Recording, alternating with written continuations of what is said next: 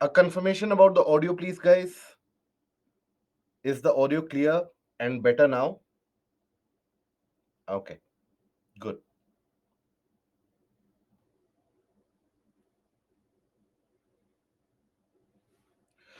So, hello, a very warm good evening to all of you, and welcome to Baiju's Exam Prep IAS. Welcome to another session for geography and another session for geomorphology, where we shall be taking ahead our discussion that we had carried on till yesterday. And now, today, we shall be moving ahead into the portion of plate tectonics and the various different events unfolding on the Earth's surface due to the action from the interior, such as earthquakes and volcanoes. Now, what is it that we had covered yesterday? So yesterday, in the session that we had, we looked into the details of the continental drift theory. We looked at it, that what that theory was, where Wagner said that basically rather than having the present day shape of continents and oceans forever, you had a situation where you had a large supercontinental landmass which was named as Pangea. And that Pangea then was further disintegrated and divided into two. That is, to the northern part, you had Laurasia or Angara land, and to the southern part, you had the Gondwana land. And then again, these further broke into the existing continents and oceans that we have. Now, Wagner basically postulated this based on certain set of evidences. The evidences that he brought ahead can be categorized into the aspect of geological evidences, can be categorized into the aspect of climatological evidences, can be categorized in the aspect of paleontological evidences. That is, the type of rocks, the jigsaw fit of the continents, they can be categorized into the portion of geomorphological evidences or geological evidences in general. Then after that, when we talk about the climatological evidences, you also have the presence of glaciers and their evidences, which are indicated in those areas of the planet where you don't have any portion of glaciers to be existent today. So, other than that, you had the fossil remains being spread across various different continents, and that again stands to be an evidence there. Now, in order to prove his theory, he basically made some assumptions. And the assumption that he made was basically that all the continents that we have, which he referred to as Sial, based upon the classification of the interior of the planet that Edward Seuss had done. So, that Sialic landmass would actually be floating over Sima. And he said that it would be floating just like a boat would float on water. That is, that freely it would be floating. And then eventually, he said that as it is floating, it is also going to experience a force of buoyancy, that force which keeps everything afloat. Now, while this continental drift theory was rejected because of the assumptions and the reasons that Wagner cited, it did end up showing the imagination for many of the important areas. For example, continental drift theory for the first time did manage to explain the shape and the similarities of shape that the various different continents have. And as he was explaining the continental drift theory, he said that look, as the continents are moving leftwards or northwards, that westwards or northwards, that is what he basically tried to indicate, westward drift of the continents and the movement away from the poles. So he said that as the continents are basically moving, let's suppose this is a continental landmass which is moving, it is going to experience some friction from the oceanic areas, and that would create a kind of a fold mountain system on the edges where the land in itself would get folded. Now, while this could explain why you have fold mountains, but it stood contrary to what earlier Wagner had said, that the continents would be floating freely over the oceanic areas and over the region of the Sima. So that is where his own theory had too many different types of contradictions. The reasons that he cited for the westward drift was basically that you have the planet which is rotating. On that planet, the continents are floating freely. Now, the gravitational pull extended by the sun and the moon are so very strong that as the planet is continuously rotating from west to east, that gravitational pull grabs on to those continents, doesn't let it rotate as freely, and those continents, they are being held up, and that is why they have that kind of a tensional force where on one side the planet earth is taking them from west to east, but on the other side you also have these continents being held up by the moon and the sun, due to which these continental land masses broke up, and that is how you have the westward drift of the continents. Even though this reason was incorrect, but that is what he cited. Then after that, he also provided the theory or the reason for why is it that the land masses are moving away from poles to the region of equator. And that is what he referred to as the flight away from poles or pole flux. And in that, he basically postulated that look, planet Earth is a spherical object, but it is not a perfect sphere. It is slightly bulged around the region of equator. So, as the planet rotates continuously with a high velocity, at the region of equator or center, there is an outward force. There is a force acting on the outside. And that outwardly force which is acting, that is a centrifugal force, that is going to pull up the continents from the region of the poles towards the equator. And that is the reason that he cited for movement of continents like Africa, India, Australia, etc., away from the polar region into the present areas. Now, we have seen that this theory was rejected. Then, after that, in the few years, in a decade or so, you had a convection current theory provided by Sir Arthur Holmes. And this convection current theory basically tried to explain that how the residual heat, immense amount of residual heat, which had been trapped in the interior, that residual heat is being emitted periodically from various different areas, and that ends up melting the region of the mantle where it is emitted, and there's a convection current generated in the region of the mantle. Now, that convection current which is generated in the mantle, it will have a vertical component where that heated section will be rising up. It will have a horizontal component where that heated section will then diverge, and again a vertical component where the convection current will have a downward motion. So, in each of these events, the ground surface can react differently. For example, when we have a vertical component, it can lead to an inflation of the ground surface where the ground surface can get uplifted. It can lead to a kind of a folding of the ground surface as well. Certain cases, in this vertically rising up column of heat, the ground can crack up, create volcanic eruptions.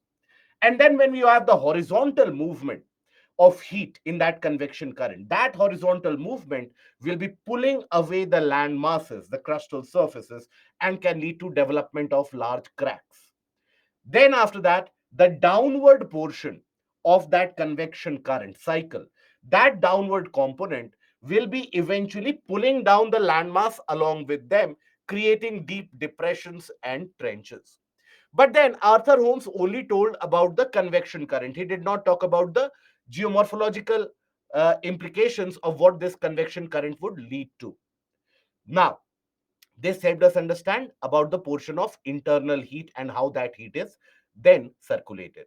Thereafter, we looked at the seafloor spreading theory. And in the seafloor spreading theory, we basically looked at it is something which was provided by the American naval expeditioner, that is Harry Hess. And Harry Hess, while postulating this theory, he talked about the fact that the seafloor that we look at, and we have a kind of an understanding that the seafloor would also be completely flat. It is not so. It has got various different discrepancies, various different types of underwater mountains, and also a continuous presence of ridges. Now, what do we understand by a ridge? When you hear about the term ridge, what is the meaning of that? So, ridge is an upraised portion having a kind of a length. When we talk about a mountain or a kind of a hill, these are isolated features. A ridge is a continuous upraised portion that you have. So, just to help you visualize, yesterday many of you had an issue with understanding what do we mean by a ridge. So, just to help you visualize, this is what a ridge will appear to look like. This portion that you see, okay? So that is what the ridge line will appear to look like. Now, he found the presence of these ridges in the middle of the ocean and in various different parts of the ocean, where Harry Hess observed the presence of or evidences of active volcanism. Active volcanism means there has been evidences of frequent volcanic activities happening in that area. Now, Harry Hess, after making these observations, he also observed that when he looked at the sediments and the rocks at the sea floor, none of those rocks or sediment pieces were older than 200 million years. Whereas on the ground surfaces, on the continents, one could find the evidences of rocks being around even 3 billion years old, 2.5 billion years old, and so on. But not in the case of the ocean, particularly the Atlantic Ocean. So that gave him the idea that at one point of time in history, there would not have been any Atlantic Ocean at all. And slowly and steadily, newer crust would be created at the region of these oceanic ridges. And they would have pushed the existing land masses aside. Now, while the newer crust would get created, where would the older crust go? After all, the surface area of the planet is constant, that is not changing. So that is where Harry has said that the older portion of the crust basically is consumed at the oceanic trenches. Oceanic trenches are deep depressions which are found on the ocean floor, which can have a depth which is very, very narrow and can have a depth of around 10 to 11 kilometers from the sea surface. So that is the oceanic trenches. So Harry has said that the older crust basically is consumed by the oceanic trenches and then is returned to the mantle. Whereas the newer crust, again as a part of the convection cycle in itself, rises up through the active volcanism. Newer crust is created, pushing the older crust aside. Now, he also basically talked about the presence of the, or rather, the presence of the rocks having equal age as you move equidistant away from the mid-oceanic ridge. What does that mean? That means if let's suppose this is the mid-oceanic ridge, if you calculate the age of the rocks present here, it will be equal to the age of the rock, let's say, at the same distance from the other side of the mid-oceanic ridge. So you will have equal age of the rocks, which tells you that the newer crust getting created then is pushed equivalently on both the sides, expanding the oceans. This is for the first time that the world could get an idea that why is it that the region of North America and South America might have drifted away from the portion of Europe and Africa, respectively. Now, even this seafloor spreading had certain drawbacks and limitations. Limitations in the sense that Harry S. did not try to explain or did not explain that how is it that the underwater mountains in the oceans are created. He did not explain whether the continents can also have a creation of a newer crust or whether it is only restricted to the oceans. Because it does not make sense. That why is it that always newer crust will be created underneath the oceans only? Why can't it be created under the region of the continents? So that is where his theory fell short. And then, when he talked about the creation of a newer crust, he did not tell us that whether only the crustal portion is created or whether the upper solid mantle is also created. Because when we talk about lithosphere, lithosphere basically consists of the crust along with the portion of the mantle. He was only talking about the creation of a newer crust. But one thing again where his theory fell short. But despite all the shortcomings, seafloor spreading theory was also very important and very significant in showing the way for the future geographers such as Morgan, Tuzo Wilson, Parker, all of these, Mackenzie. Now, all of these people, they were basically simultaneously observing various different events. What events were they observing? We will talk about that. And they were carrying out their own individual independent researches. So everybody would be submitting the research papers in the various universities that they were actually employed with and connected with. And eventually, all their individual works helped us understand Earth's interior better. And at the end of it, we had been able to postulate or develop what is referred to as the plate tectonic theory. So, all the previous theories, that is the theory of continental drift, the theory of convection current, the theory of seafloor spreading, all of them eventually lead us to the theory of plate tectonics. Now, the term in itself, plate tectonics, I'm sure, unless and until you guys have started studying Latin in your early days, I'm sure this is for the first time that you would have heard about the term tectonic, right? It might not be the absolute first time in your life. You might have read it before somewhere, but nowhere other than this would you have heard about the term tectonic. So, what is this theory about? How do we arrive at this theory? All these big people that you see, Mackenzie, Parker, Morgan, Wilson, all of them, how is it that they arrived at plate tectonic theory? What are plates? How do we get to know what are these plates? And if these plates end up moving, why do they move? Can a new plate be created ever? Or if it is like the creator's imagination itself, that India and Australia will be a part of one plate, so that is going to exist forever. So, all those details we are going to study today. We are going to also study how is it that the Himalayas got created in various different stages, what existed in that region before, and why is it that the region of Himalayas is still experiencing a rise in height. Now, by the way, before I proceed ahead with the today's module, I had requested you guys yesterday to take a look into certain portions of map pointing. How many of you, or I hope significant majority of you, have done that, right? If there is anyone who has not done that, please understand that it will only enhance your understanding of the subject. Okay, so just take a look at those particular map pointings. Now, why gave many of those areas of map pointings is it will help you understand today's chapter in a better way. Now, in case you have not done that, I would again urge you to do those map pointings along with the portions that of map pointing that we will be taking up for today. Do those map pointing, it will always be helping you. Okay, now here, Lake Victoria, Lake Tanganyika is present in the region of Africa, around the region of African Rift Valley. Okay, right? Atlas, basically, see, Atlas, when you are taking a look at it, it should always be from an explorative view. It should be in the explorative view as a sense that I'm sure many of us are not aware of the various different features and countries present in various continents. I'm sure even now, if I force ask you about where is Colombia and where is Cambodia, many of you will get confused that, okay, I did not know that these two countries existed. So many of us, we have a kind of a limitation in terms of knowing the world.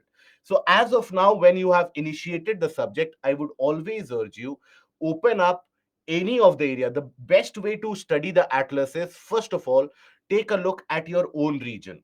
Slowly and steadily, wherever you belong from, slowly and steadily expand your view away from that area.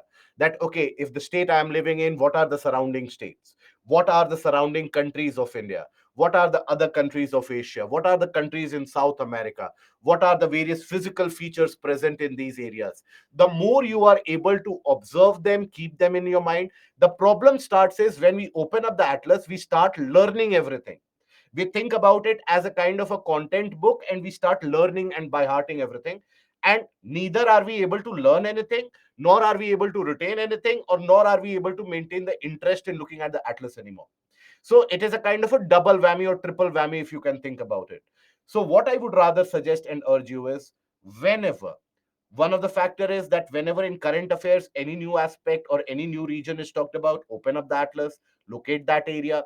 Otherwise, also get into the habit on a weekly basis, at least twice, to open up the atlas, explore a particular continent. I'm sure many of us would not be aware about the features of Chile.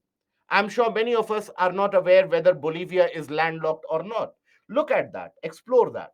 That is how slowly and steadily, over a period of 2 to 3 months, your understanding about the world map, world geography will be much better than any of your competitor who is simply by hearting and mugging it from the book. Naturally, you will be able to describe, for example, eventually as we proceed ahead as well, for example, where is it across the world that iron and steel industry would be located. So that is something which will come naturally. Any atlas that you have can solve the purpose. Sierra Madre. Sierra Madre is basically anybody who has located Sierra Madre. Good. Mexico. Yesterday I told about Mexico. Pyrenees are present where? Look at the region. I'll not tell you precisely, but take a look into the region around Spain and Portugal. Great Dividing Range. Where is Great Dividing Range? Very good. Australia. So that means you have pointed it out. Good.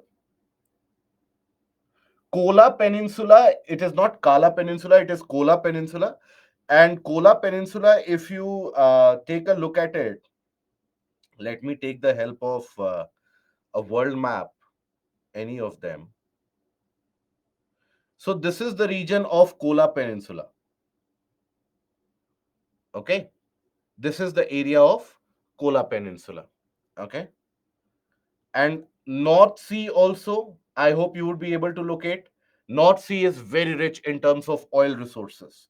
And in fact, majority of the British politics, if you follow, you will find that majority of the politics which goes around is around the extraction of that particular oil. Okay, very good. Why was the name Sial Sima? It is not SEEMA SEMA, it is SIMA.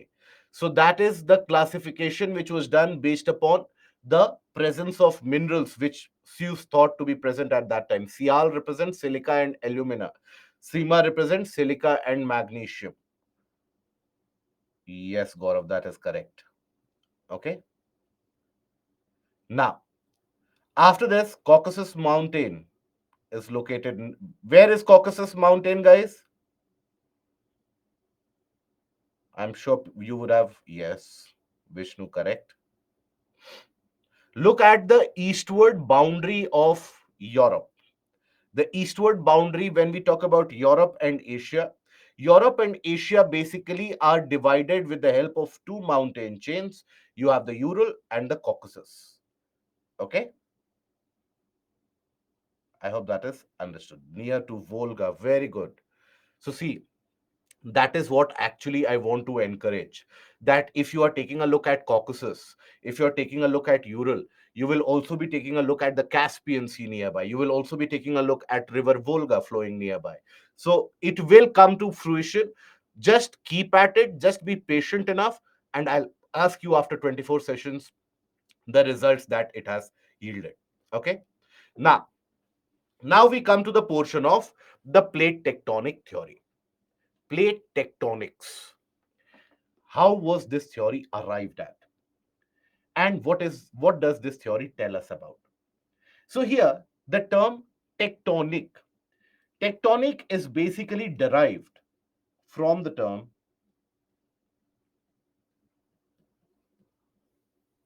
tectonique, which basically refers to the act of building anything. So plate tectonics, basically, it in a simpler terms, it talks about the various plates building up the land masses. Now, what do we understand by plates? What is plates here?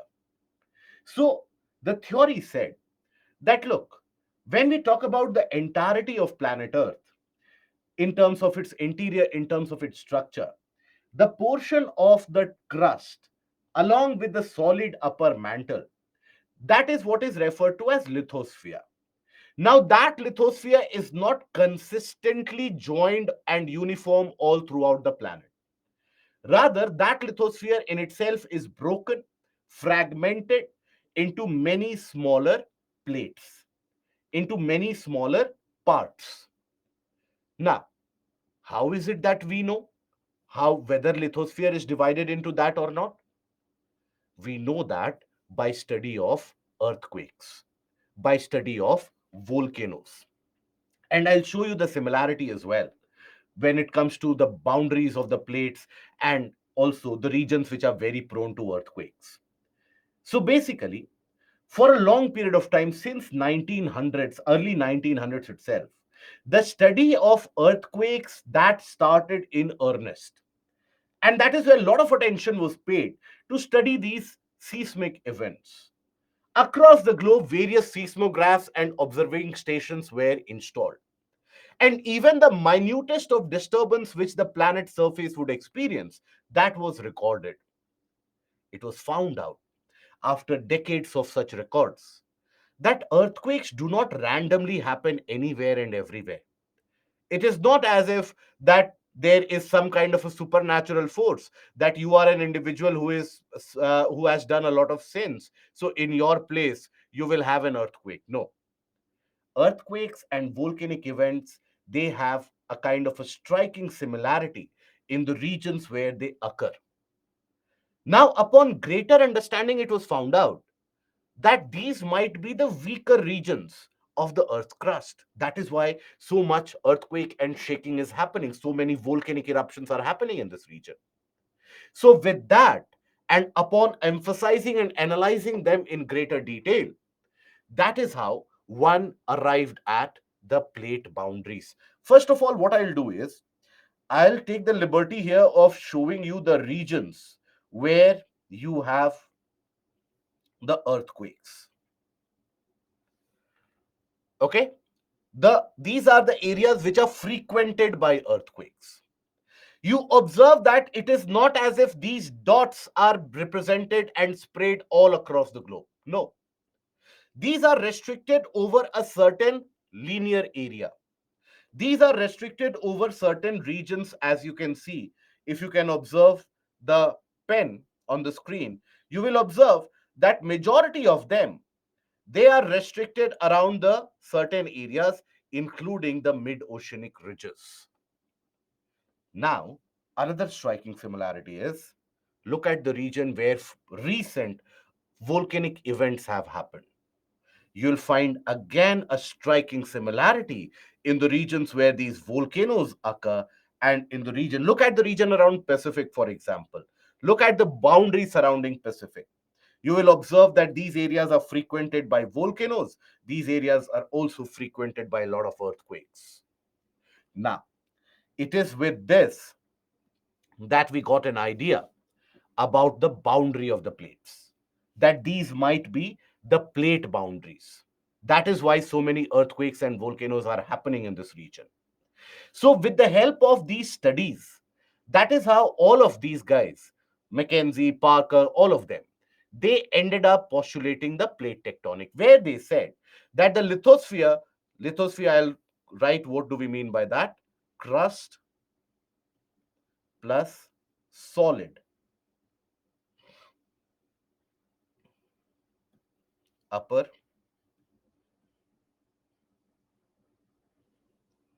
mantle above the asthenosphere.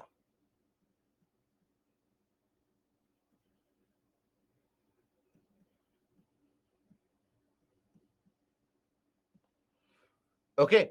So the lithosphere is broken into various different plates. And these plates end up moving over the region of molten mantle. Which portion of molten mantle are we talking about? So when we talk about molten mantle, we are talking about the region of asthenosphere. Good. So that plate is actually moving over the region of asthenosphere. And then they will be moving with relation to, or in a relative manner with respect to each other. Any kind of a movement which will happen in any of them will end up influencing the other movements as well. So these are your broader plate boundaries overall. Now, if you analyze this image carefully, not only do they indicate the plate boundaries, they will also be indicating a relative motion that these plates are undergoing with respect to each other. Now, overall, the plates are classified based upon their size into major plates and minor plates. Okay. So, the smaller ones obviously will be the minor plates. And when we talk about the major plates, which are the major plates? Here, observe with the map. So, here When we talk about the major plate, observe here, you have the North American plate. It is significantly larger, isn't it? So, North America,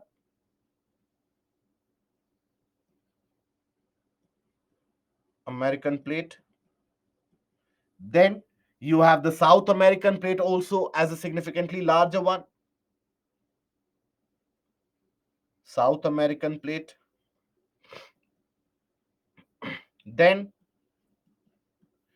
furthermore, look at this, a large Eurasian plate extending all the way from the region of mid-oceanic ridge of Atlantic all the way to the region of eastern part of Asia.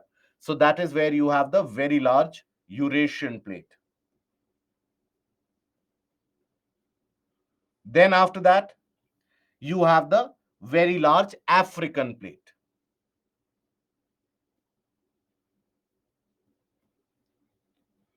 Then you have also another very large Antarctic plate.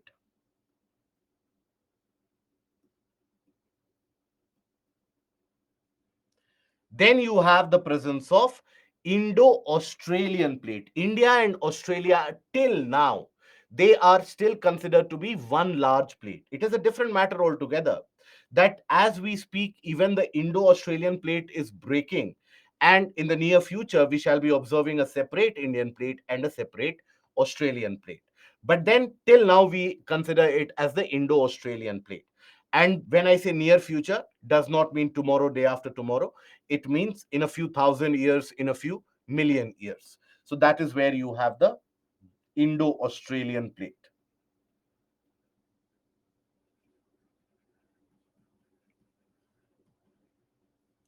And then another major plate that you will come across is the very large Pacific plate.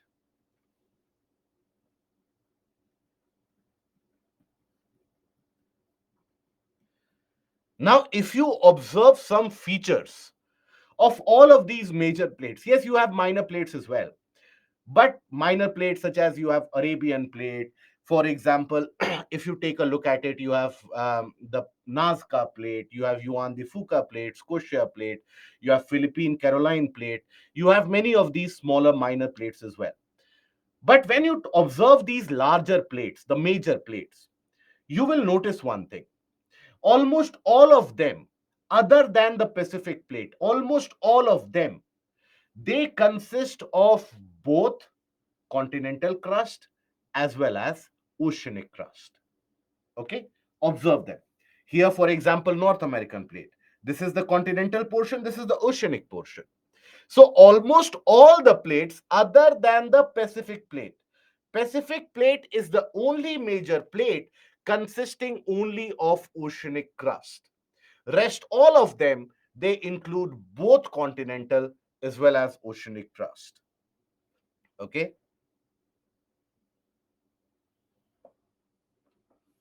contain both continental and oceanic crust. Pacific plate is the only major plate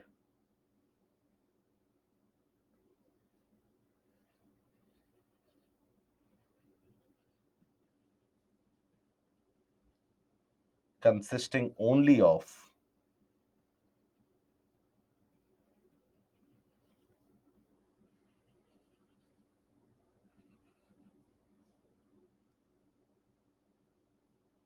oceanic crust.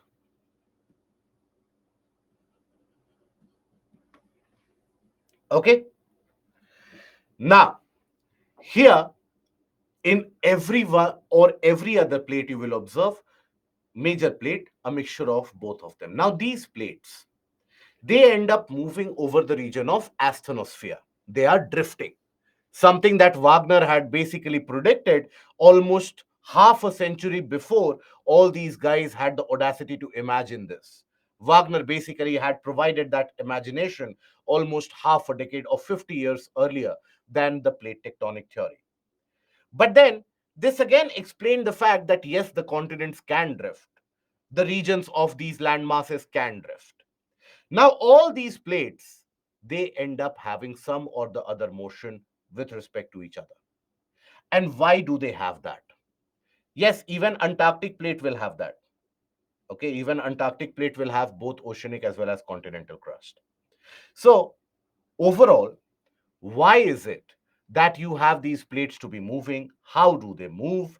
In which directions do they move? How long will they move? Will they keep on moving endlessly? Are these plates a permanent feature or not? Let us understand. So, first of all, we take a look at the basic question: why do the plates move? If these plates indeed are present and they are moving, why do they move? So the answer here is in two words, if I can tell you about it: convection current. That is it. So the plates move because of convection current.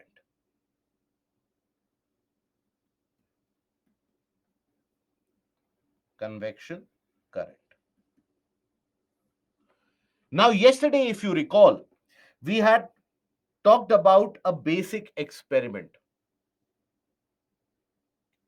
We had talked about a basic experiment where we looked at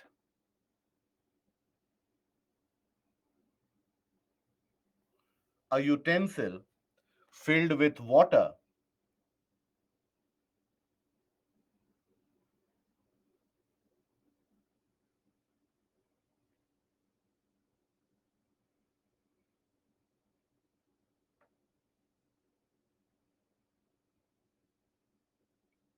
and there we had seen that on this water, let's assume if I am able to place two different, let's assume I'm able to place here two different blocks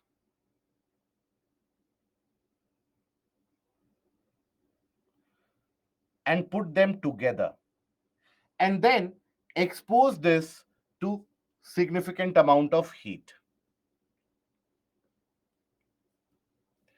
Now, one would notice that when this heat is provided or supplied, there would be a kind of a convection current, and these blocks would be moving with respect to each other, isn't it? This is something that we looked at yesterday as well. Now, similarly, when we take it to the level of the entirety of the planet and its surface, now we have seen that what are these plates? That is the region of lithosphere. Lithosphere in itself is broken into different portions. Now, these plates, they exist over what? Over the asthenosphere. Now, over the asthenosphere in itself is a very heated layer. So there also you can have a minor convection current in the asthenosphere itself. But overall, from the region of outer core also you can have a convection current like we saw yesterday. So overall, if you represent this, this can be, let's suppose, a crust.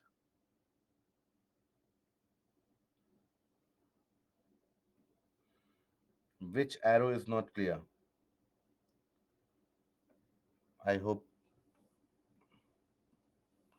Yesterday also we had drawn the same image, so that is why I hope now the arrow is clear. So let's suppose we have a kind of a crustal surface followed by the Moho discontinuity, followed by the portion of the upper solid mantle, right? Then you have the asthenosphere, and then you have the rest of the mantle. Let's suppose this is your lithosphere.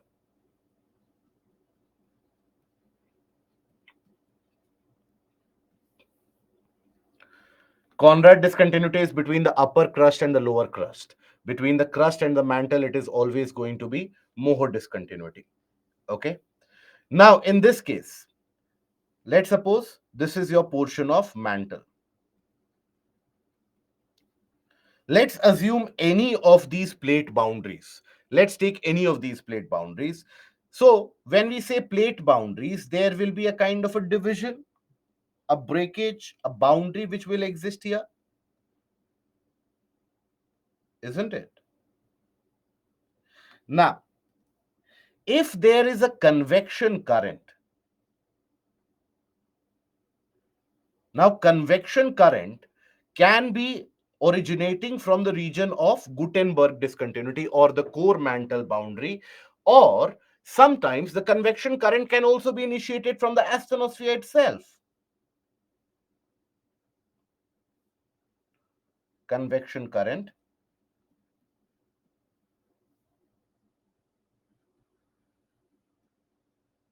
generated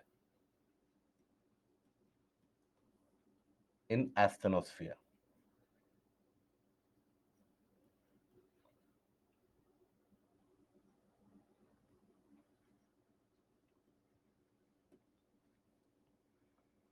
Okay, so this is where you have the convection currents which can be generated. Now, as these convection currents are generated, just like the experiment that we saw, here also what will happen is eventually it will push the plates away from each other. So the plates will end up moving. So that is why, and that is how the plates will move with respect to each other. So, in a way, can we say that wherever you will have a convection current, there you will have a plate motion in existence?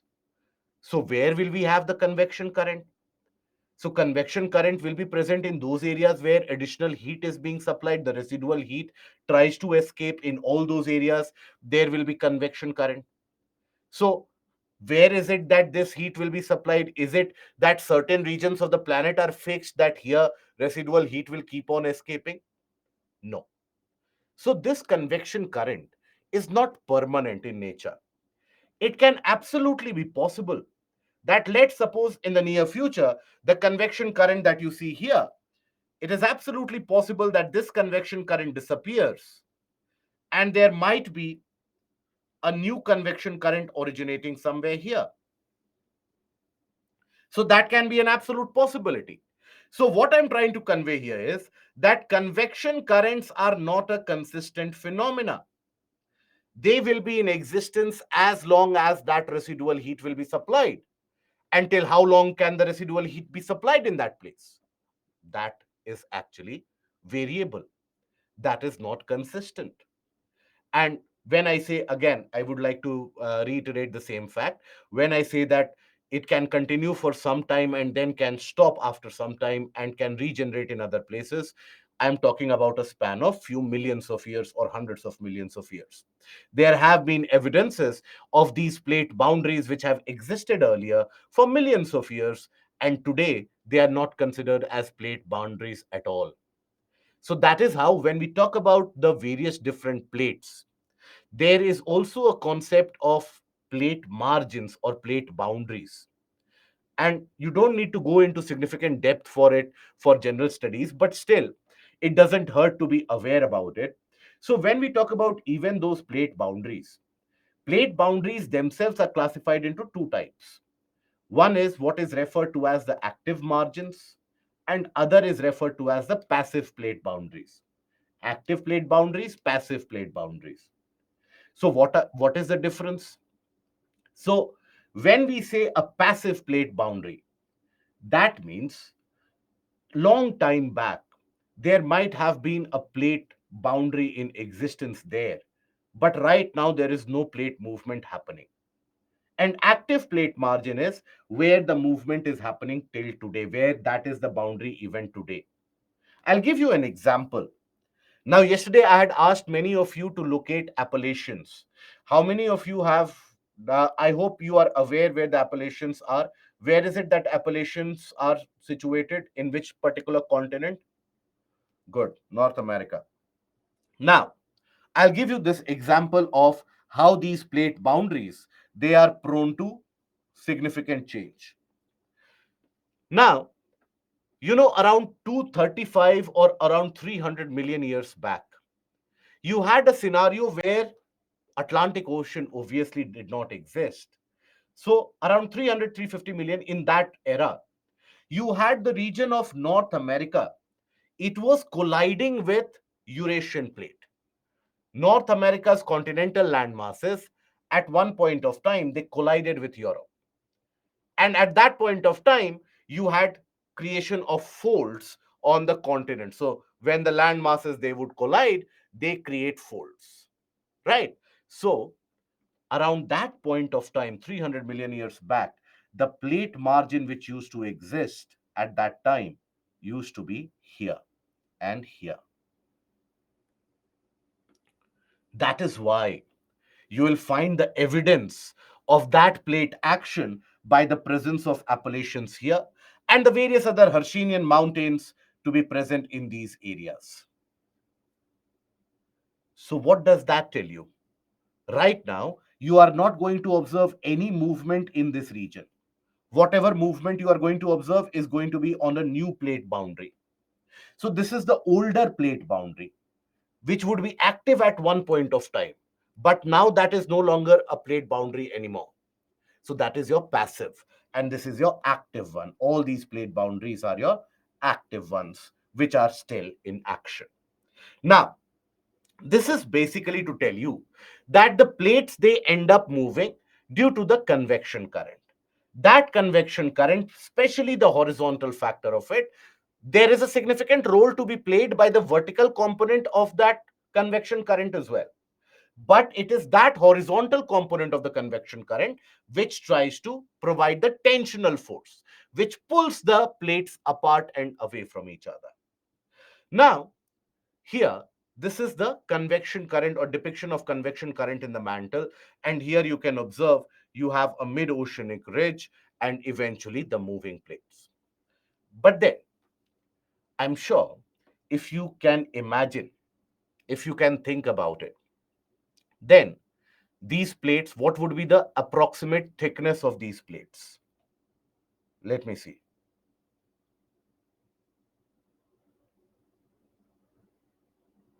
But sir, you told asthenosphere is between outer core and mantle. No, my dear friend, never did I say that. Please don't misquote me. That is not where you have the asthenosphere. It is in the upper portion of the mantle. Try to look into the previous PPTs also, you'll understand. Okay. So majority of you, 2 to 3 kilometers. No, no, no. Crust in itself is around 40-50 kilometers. So majority of you have given the correct answer. The plate thickness ideally would be the thickness of lithosphere in a region. And what is the thickness of lithosphere in a region? Roughly around, if you take a look at it, roughly around 100-150 kilometer in that range. Because underneath that, you have the asthenosphere. So from the surface, roughly around 100 to 150 kilometers. Okay. Now, here, this plate thickness that we are talking about, 100, 150 kilometers, etc. If there is, let's suppose, a region where there is a plate boundary, like we saw in the earlier image, if there is a plate boundary here, it is fair enough to understand that yes, convection current is acting and these plates will be driven away. But what about a scenario where there is no such plate boundary? There is a kind of a uniform plate which is in existence. Okay. Let's suppose there is this uniform plate, intact, quite intact. And from the region of mantle, here you have the convection current. Now, here you don't have a plate boundary. So what do you think will happen in this case? So here, before analyzing this, I want you to recall another one of the mischiefs that children usually do, that I'm sure many of you, at least the normal people amongst you, would have done that. Otherwise, if you are very innocent in your life, then it is a different matter altogether. But if you remember in your childhood days, you would have had a plastic scale, a plastic ruler. Now, if ever you have tried to put it over a flame to see how the plastic melts, if you would have observed that particular phenomena, right? Yes. So let's suppose this is your flame. And on top of that, if you hold a plastic scale. Now, What will happen in this case? It is not as if the plastic will immediately melt like liquid.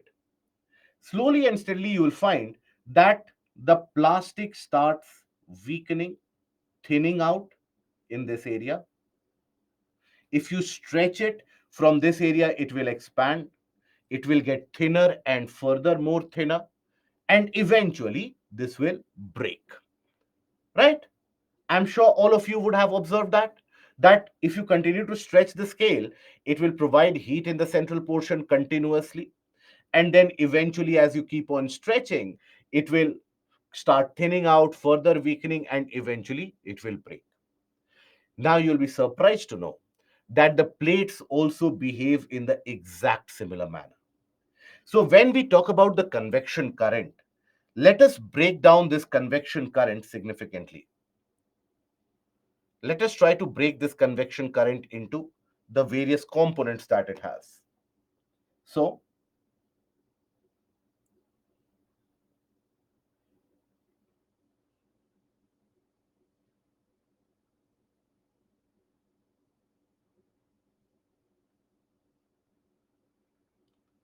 this can be referred to as a convection current.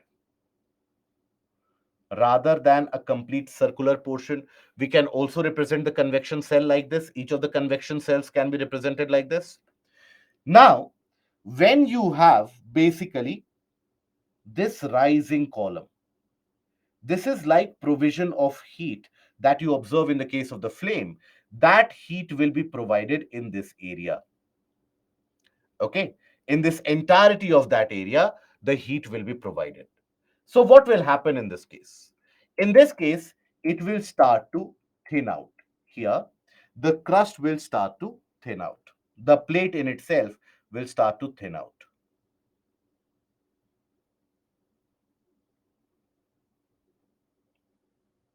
It starts to thin out.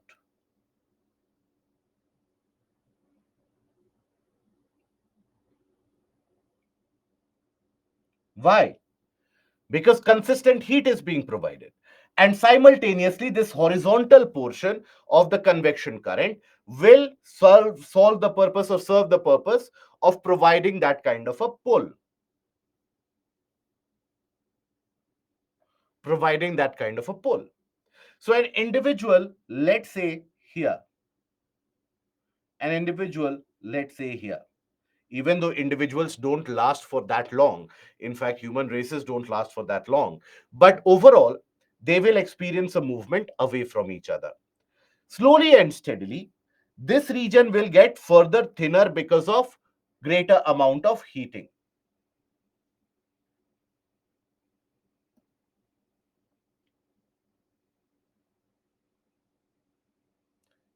Okay, very, very thin. Now, here, what do you think will happen in this region?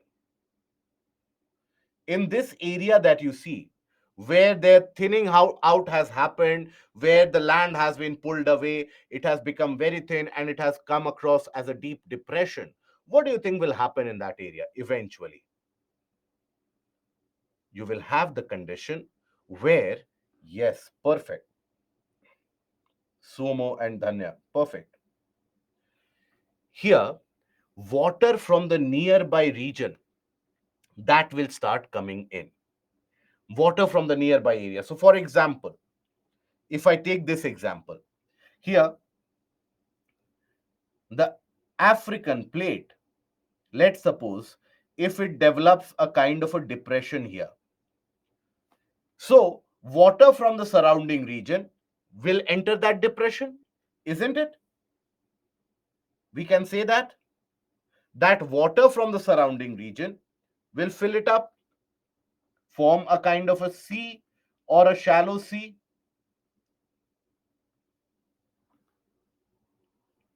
I will write this down as well. Due to the depression created by the pull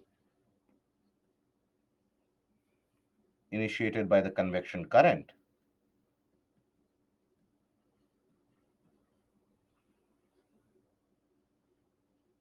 convection current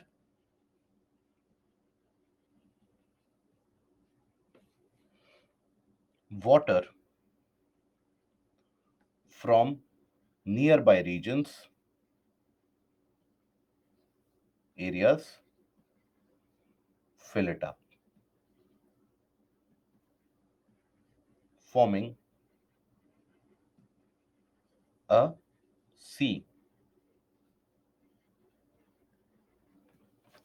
Now, this process, by the way, is still continuing.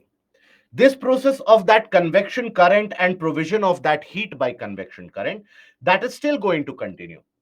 Further, the land is going to be pulled apart. Eventually, what do you think will happen? It will break. Just like in the case of the plastic scale, as you continue to pull it while heating, eventually it will thin out furthermore. And eventually, what will happen? It will break, isn't it? Just like that, here also, finally, what will happen is it will thin out significantly. And because there is a consistent provision of heat, it will break.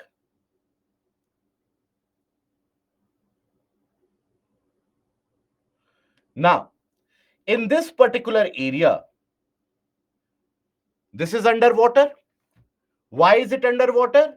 Because the depression has been created where the nearby water body has come in. So it is underwater. And in this area, that convection current and that breakage will lead to what particular activity? Volcanic eruption. Because now the molten materials can rise up, and through the break, through the rupture, they will be forcing themselves up. And when they rise up, when there is volcanism, what will happen? They will create a new crust. They will push the existing crustal portion aside. And what we saw as seafloor spreading, that is something which is experienced. So that is how the convection current, wherever it comes into existence, it can end up creating a movement there itself. Now, why I took the example of the region of Africa is that is one of those areas where the convection current has initiated and the land is still intact. But as we speak, the land is weakening. That is why I had told you to locate the region of Lake Victoria and Lake Tanganyika, because both these areas, they lie across the region where Africa is actually going to break into two in the near future, or in the next few millions of years. You will come across the fact where the region of Africa and the African continent in itself will be breaking into two. In fact, that is the reason why, if you observe the area around, let's say, if you observe the area around the Arabian plate. So if you look at shape, the shape of the Arabian Peninsula and the shape of the Horn of Africa is quite similar. It is here where earlier that divergence has happened and has created the very shallow or the very narrow Red Sea. Red Sea has not always been existent there. Red Sea has not been present there even for, let's say, more than 100 million years. But then it is that creation, that divergence of plate, which has caused that presence of Red Sea. Okay.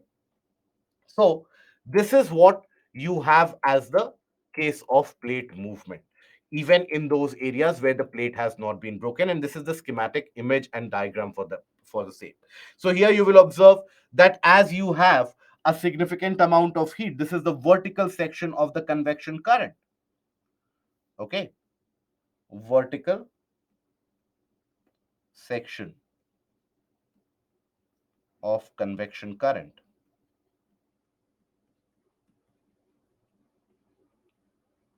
It will continue to thin out this area if you observe.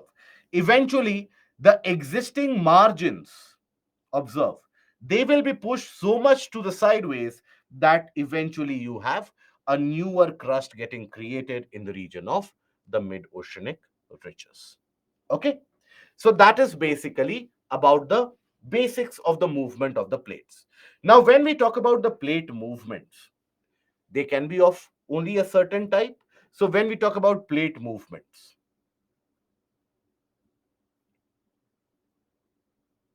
so plates can end up exhibiting only three types of movements.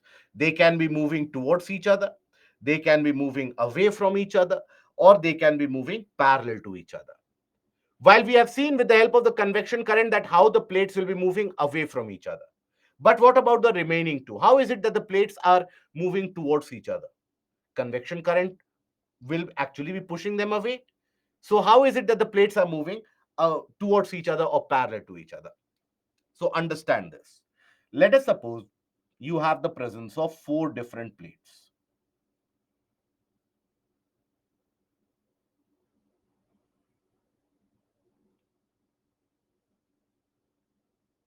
Let us suppose.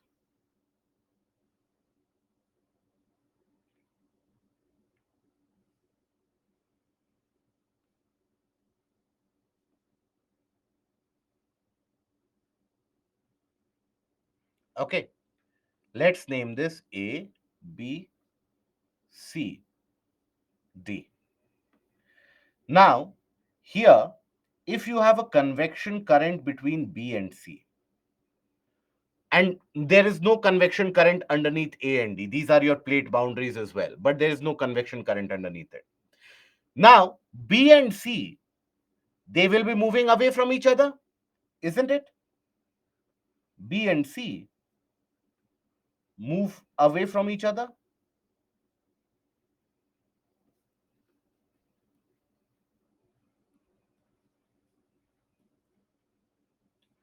What about A and B now? If you observe the region between A and B, what about that? So when we talk about A and B and also C and D,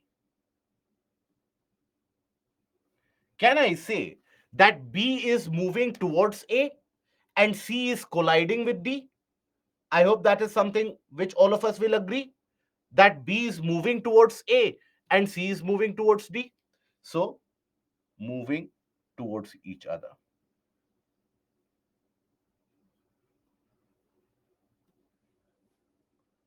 Each other. So you can see that due to one convection current, you can have these two motions simultaneously happening. But what about parallel to each other? How is it that the plates will move parallel to each other? So for that, again, think about it. So let's suppose I have, and take a top view here.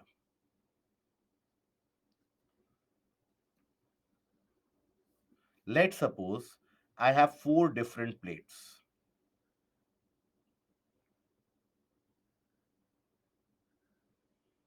Or rather than this, let me indicate it with the help of map itself. I'll take you to this image. So here, if you observe, there is a kind of a mid-oceanic ridge in this area. In this entirety of the area, there is a kind of a mid-oceanic ridge. Now, in that region, there is a convection current underneath in that entirety of the area. So that area or this region is actually moving in westward direction, and this portion is moving in the eastward direction. But let's name this particular region as A. Let's name this particular region as B. Now, if I ask you a very basic, simple, logical question, that there is a kind of a divergence and a convection current induced divergence happening across for tens of thousands of kilometers. Do you think that the rate at which these divergence is happening here, that will be the same rate at which divergence is happening here, and the same rate that of which divergence is happening here, and the same rate at which divergence is happening here? Do you think the rate of divergence in all these places will be the same? No, it can never be the same. Very good. It can never be the same, because spread over a very large distance, you cannot expect the same kind of movement happening across, let's say, in the northern portion of Atlantic and even as far as the southern portion of Atlantic, because the amount of heat emitted, the strength of the convection current in each of the areas might end up varying. So now I bring you to another possibility. And that possibility is here, if I talk about, let's say A. Let's suppose A is moving in a eastward direction at a rate of, just as an example I'm giving you, at a rate of 3 centimeter per year. And B is moving again in the eastward direction at the rate of 0.5 centimeter per year. Okay. So A is moving at the rate of 3 centimeter per year. B is moving at 0.5 centimeter per year.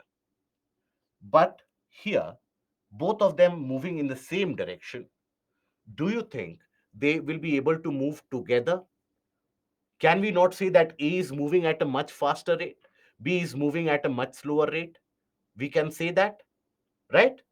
Now, if A is moving at a faster rate and B is moving at a slower rate, can there be a crack which will develop in this region? Is it? Can there be a crack which will develop as these different areas are basically moving at different pace? Yes? Very good. So that is where you will observe that both these plates, they are moving in the same direction. They are moving parallel to each other. But there has been a crack, a plate boundary which has been created only because they are moving at different speeds. They are moving at different rates. So that is why a boundary, a margin will end up getting created. Is that understood? Right? Very good. How seafloor spreading be created after plate breaking? Because what is seafloor spreading, my dear friend? That is where you have the creation of a newer crust and the existing crust gets pushed aside. So when this convection current continues significantly, it will eventually end up breaking the crust, breaking the plate boundary. And then what will happen? From that region, more. So that is why I had used this particular image. So if you take a look at this image here, observe, eventually it will break here. Eventually that vertical section of the convection current will lead to the breakage here. Then what will happen? Once it has gotten broken, then the molten materials which are a part of the convection current, they will rise up, they will solidify in this region. Whereas the horizontal section of the convection current, that will be pushing the two existing portions aside. So the older rocks get pushed aside. And here you already have a water body. Why? Because of that depression, the nearby water bodies, they come into that. Okay. I hope that is understood. Yes, Vaibhav. If their speed is same, then no crack. No, then why will a crack exist?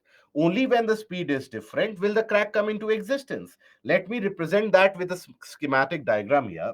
Let's suppose I have a plate here, A, or let's suppose I have two plates here, A and B. Let's suppose this is one of those points of divergence. Now it is diverging, but the rate of movement here is, let's assume, 4 centimeter per year. Here you have 0.5 centimeter per year. So as they are moving at different rates, even though in the same direction, a crack will end up developing, right? And that is where you observe a kind of a parallel motion of the plates. Parallel motion of plates. Okay? In a way, we can also say that these parallel motions, they will always happen at a region where you have a point of divergence, where you have a very large area of divergence. That is where these parallel motions will happen. So the type of plate movements overall, they can be towards each other.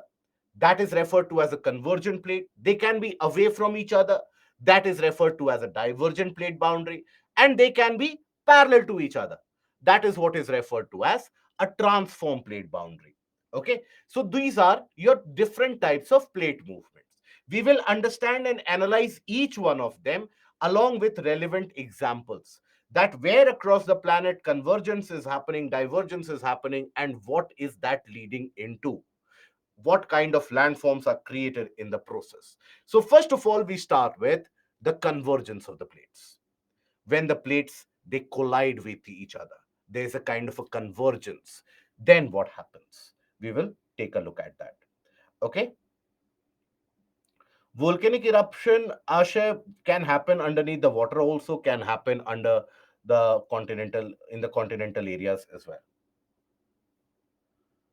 Okay,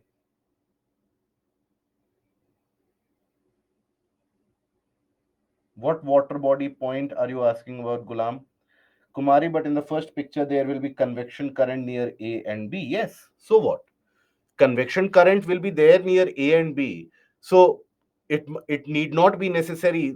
Please understand, plate boundary does not always mean there will be a convection current underneath. Okay, does not always mean. For example, if you talk about the northern boundary of the Indian plate, there is no convection current underneath, but it is a plate boundary. So wherever there is a plate boundary does not mean it is a convection current. Okay, subduction is, we will come to it, we have not yet covered subduction. So all those asking what is subduction zone, etc., see, if you have a predefined understanding of those subduction zones, etc., be satisfied with that, we will cover that. How these plate boundaries are created? By these, sometimes these convection currents, sometimes the breakage happens, as we have seen in the case of transform movement, that you had a divergence which creates a kind of a breakage. What happened when volcanic eruption happens under the sea? It continues. You have many areas under Atlantic where still volcanic eruption happens on a daily basis. It happens. It is something which is quite common. Okay. Javaria, yes, igneous rocks are found underneath the ocean also. Vikram, passive margins are those plate boundaries which at one point of time became the plate boundary, in a sense that there was an active plate movement in that region, but now the plate boundary has been created somewhere else, and that entire region is moving collectively. Like you see the eastern coast of North America, at one point of time 300 million years back there was an active plate boundary there, but today the plate movement of the North America is happening from the region of the center of the Atlantic. So that is a passive plate boundary now. Okay. Destructive boundary is also known as, yes, yes. Um, Asha, where the heat from convection is coming from, it can come from the region of the Gutenberg discontinuity due to the residual heat. It can also come from the region of asthenosphere. What is a trench? I'll come to it. Don't worry. I'll explain what is a trench and how it is created. Okay. So here, yes, we'll cover the PYQs. Now, here we talk about the basics of convergent plates. So, what is convergence? When two plates they collide. Now, whenever the two plates will collide, that will create its own kind of impacts and effects. Always. And this is a very natural law of science or natural logical aspect, where if you have two objects, let me create a scenario for you. So, if you have two objects, one is your iron sheet made up of iron, a slab of iron. And one is, let's say, a thick, happy go lucky thermocol block. Now, if you push both of them towards each other, which one amongst them do you think will ride above the other? Or which one do you think will be underneath? Obviously, if you apply your logic or if you have done that before in your life, you would observe that thermocol simply overrides the iron. Iron is not lifted up by thermocol at all, isn't it? So, what does that tell us? that gravity will have an impact on the heavier object, and the heavier object will remain at the lower portion and the lighter object will be pushed up, isn't it? So apply that same logic here also, and remember these key points. One is that heavier plate always subducts. What is subduction, by the way? Subduction is when one plate goes underneath the other one. That is what is referred to as subduction. So the region where that subduction is happening because of collision, one plate is going underneath the other plate. So the region where that subduction is happening, that is referred to as a subduction zone. Now, again, another aspect that I want you to use your imagination and recall the things and the events from your childhood days. Basically, I'm sure you would have seen or you can imagine a kind of a toy train, a plastic toy train. Many of us would have played with that in our childhood days. Now, when you keep that plastic toy train on a table, it will be very stable. It won't be moving. But then, if you do one thing, where you take that plastic toy train and take to the edge of the table and hang the engine downwards or any portion of it downwards, hanging freely, what do you think will happen? Will it be stable anymore? No. What do you think? Yes, very good. It will basically end up falling. That overhanging portion will have the gravitational pull, and the gravitational component will be so significant that the rest of the train set also ends up falling. Now, apply the logic here as well. Once a plate, the heavier one that is, once a heavier plate starts going down, so this portion which has gone down, that will act like a overhanging portion, like of the toy train that we talked about. So for the rest of the plate, can we say that it will exert a pull for the rest of the plate as well? Will that be logical? Yes? Perfect. So that pull which is created for the rest of the plate, that is what is referred to as slab pull. Okay, I will write it down. So that is what is referred to as slab pull.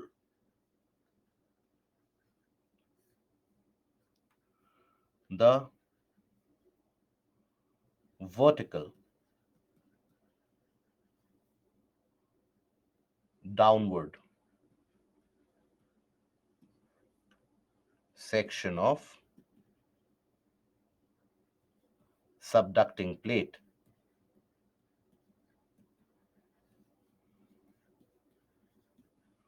will influence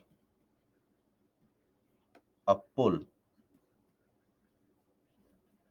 for the remaining horizontal section of plate.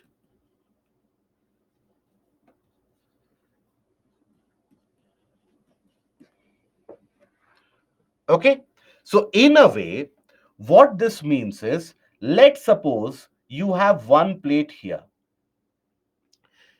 Let's assume this is the continental plate, and you have the oceanic plate. Now, oceanic plate is the one which will undergo subduction.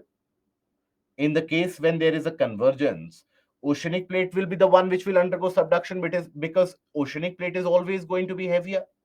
Now, this portion which is overhanging, this portion which is overhanging has got a kind of a vertical component here.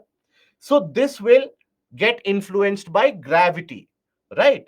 So this section gets influenced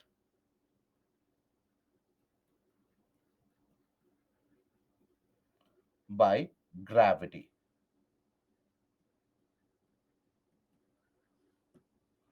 right? So that influence due to gravity will mean what? gets pulled downwards.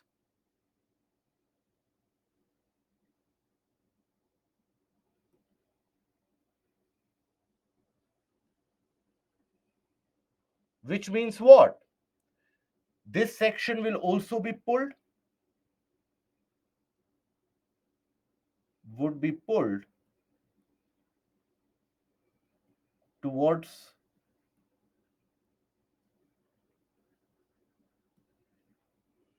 the point of convergence.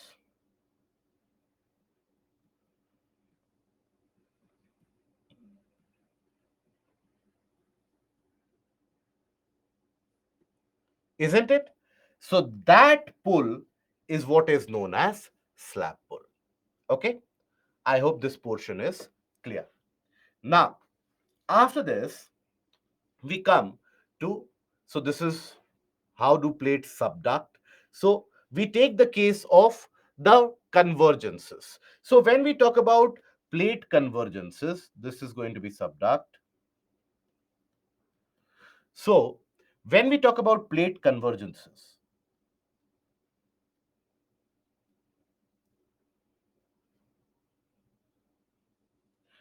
there can be three types of convergences depending upon the types of crust that you have. You have two types of crust always. You have the oceanic crust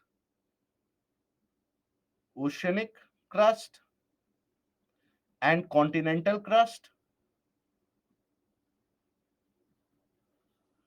Here again, I would emphasize that oceanic crust will always be heavier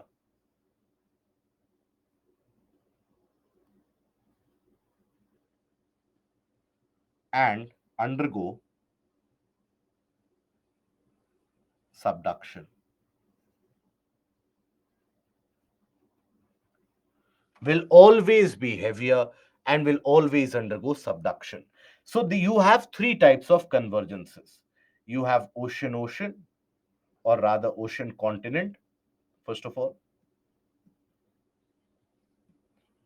Then you have ocean, and then continent. Okay. So these are the three types of convergences which can happen. Now, after this, let us take a look at each of these examples of convergences, what gets created, what kind of landform gets created, and how does it unfold. What about ocean continent? That is what we are going to study here. Why oceanic plate is heavier? Because of higher density. Look at the videos of the prior sessions. You will understand. The density of the oceanic crust is always going to be much higher. Now, when we say an oceanic plate, that is going to be much thinner. Here, before showing you the exact phenomena which will unfold, let me tell you the regions of the planet where this is being experienced as of now. So, let me take you back to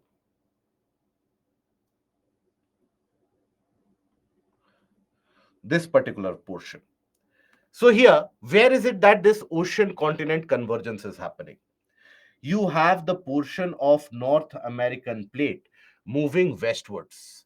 And that is where it is overriding the Yuan de Fuca plate as well as the Pacific plate. So there is a convergence happening in this area. Then you have the Nazca plate and the South American plate again colliding. So there is a convergence happening in this area. Then here you have the continental portion getting undergoing collision with the Pacific plate. So that again is your ocean continent convergence. So in all these areas, you have a kind of an ocean continent convergence which is taking place. Okay.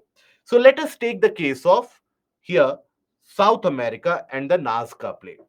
So oceanic plate is thin, significantly thinner.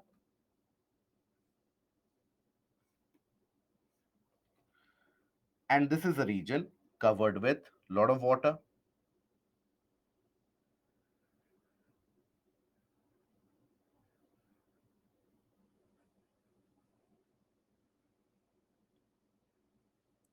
Now, there is a collision, there is a convergence which is happening between the oceanic crust and the continental crust. So, this is a convergence which is not going to happen very smoothly because we are talking about kilometers of thickness of rocks. You cannot have them moving like a piece of paper or a very soft piece moving or overriding one another. That kind of smooth movement will never happen. So, what is it that will happen? And always keep in mind while you are using your imagination that think about any rocky surface that you have encountered, and then think about how these rocky surfaces would behave when you have around 100 kilometers, 50 kilometers, 30 kilometers of thickness of these rocks, how strong or how resistant they will be. So the oceanic plate being the heavier one, it will undergo subduction, undergoes subduction. Now, the continental plate will be overriding that. And continental plate is very thick as well. So I will take the example of the book that I find here, right? So here, if you observe, this is very thick. Now, if there is a kind of a resistance, what will happen or what can happen? If there is a resistance in this, we can also come across the fact where this can get folded at the edges, isn't it? Due to the thickness of it, it can get folded at the edges like this. But then, can you expect the same thing of a very thin object? A very thin object, when it is undergoing a resistance, will that get folded? No, a thicker one might, a lighter one might, a less denser one might. So that is why few things happen when there is convergence happening. First of all, it will start undergoing subduction. Now, this subduction won't be smooth. At the point of contact, these rocks will be trying to rub against each other and then try to move. So they will experience enormous amount of resistance. The continental and the oceanic crust, they will get severely deformed, very severely deformed. And at the edges, you might observe the formation of a kind of a fold.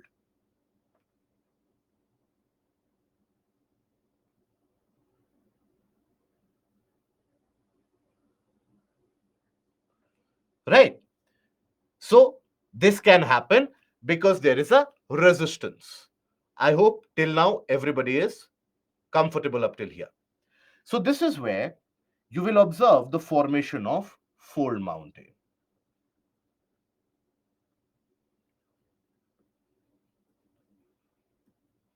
Example of these kinds of mountains. Only these kinds. There are many different types of fold mountains. The example of fold mountains created by this phenomena. Example, Andes. Not Himalayas, no. Rockies. Yesterday, did you guys locate the coastal Cascade ranges? Did you guys locate the where is it situated? In which continent? Good. Western part of North America. Now, that is one of the youngest mountains created on the planet, much younger than the Himalayas as well. Himalayas have been created, the initiation of Himalayas have happened around 65 million years back. But these coastal ranges, they have been created as late as or as recently as 1 or 2 million years back itself. So they form one of the youngest mountains. So they will also coast range. Then Atlas.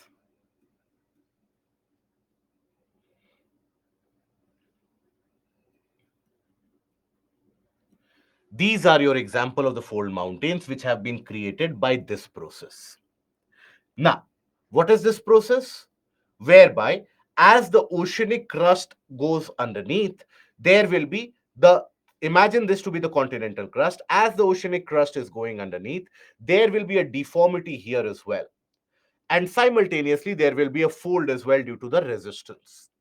So this depression that you see, very narrow depression that you observe, this is what is referred to as oceanic trench.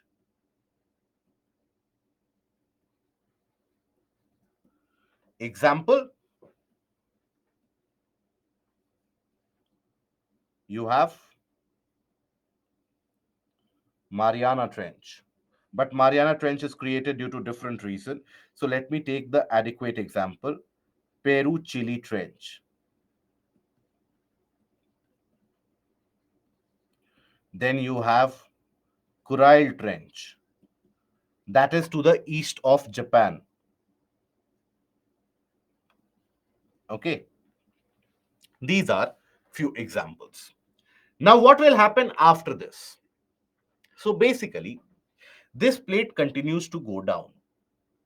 Now till what point will this convergence keep on happening? Both these plates will be colliding till what point of time? As long as the respective convection current in other areas, they are pushing them together, that is the till the point the convergence will keep on happening. The moment that push stops from the other regions, that convergence will come to a stop. So here, yes, Java Trench can also be taken as in. So here, this plate starts going down. As this plate reaches the depth of around 160, 200, 300 kilometers, the temperature becomes incredibly higher.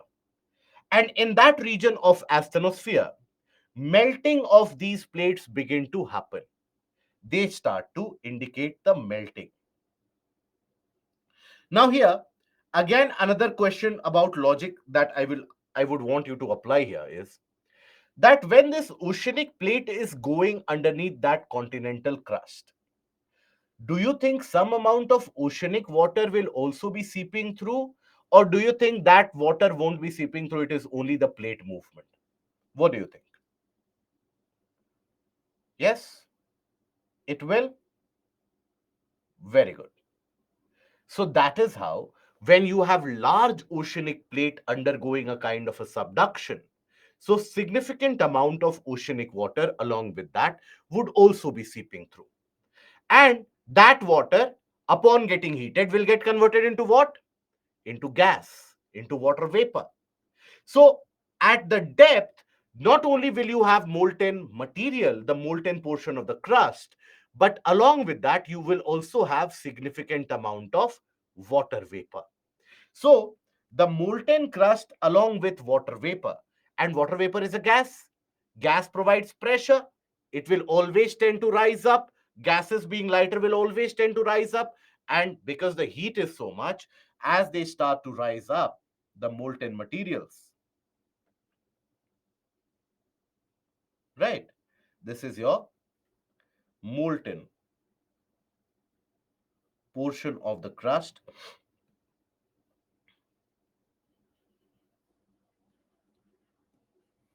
along with vapor and gases. Now, this is very hot. So, as it starts to rise up, it will keep on melting the materials immediately above it. And eventually, it rises up, it breaks through the surface and ends up creating what? A volcanic eruption.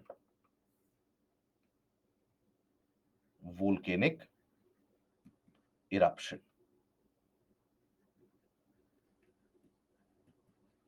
Example, Mount Cotopaxi. Locate this where it is. Then Mount Hood. Mount Hood is in North America, right? Mount Rainier. Okay. All these have been created by this. So, till when will the volcanic eruption happen? As long as the convergence and that melting happens and the gas keeps on rising up, till that point of time. So till when will that convergence happen?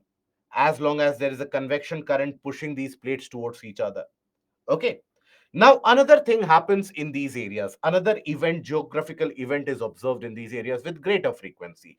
And for that, I want you to focus your attention at the point where this convergence is happening. Now, when we say the point at which the convergence is happening, where one plate is undergoing or undergoing subduction underneath the other plate, here, think about it. You have kilometers thick rock rubbing against another kilometer, many kilometers thick rocks. Will that movement be very smooth or will that movement be very rough? What do you think? It will be very rough, always. So, when you have a kind of a rough movement, so basically, it will try to move, there will be resistance, it will provide all the energy will be accumulated, and then suddenly there will be a movement. And then again, it will try to move, there will be resistance for a long time, it will develop energy, and suddenly there is a movement. Whenever such sudden movements will happen, there will be a release of massive amounts of energy because these are large crustal portions finally overcoming the resistance and moving against each other. Whenever that will happen, massive amounts of energy will be released. And when that energy is released, the Earth's surface starts shaking. And that is an event which we refer to as earthquakes. So, in these areas, due to the frictional or the friction offered in these areas,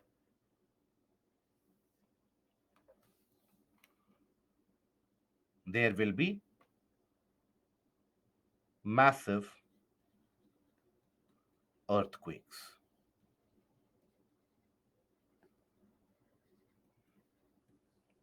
Okay, because of resistance offered by the other one.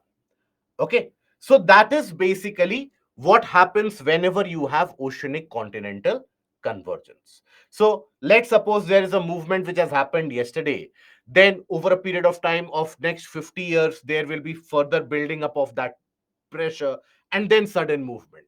So that is why you have these massive earthquakes happening every 20, 25, or 30, 50 years. That is when these events they occur. Okay, so that is what happens when you have oceanic continental convergence. Very quickly, I will provide you the recap of this. So the oceanic plate being the heavier one, that is the one which undergoes subduction. As it is undergoing subduction, the continental plate will get deformed, forming a deep depression referred to as the oceanic trench. And furthermore, you will observe that the continental crust will also get slightly compressed, forming the fold mountain systems. It is in these areas that you find the fold mountain systems on the edge of the continents.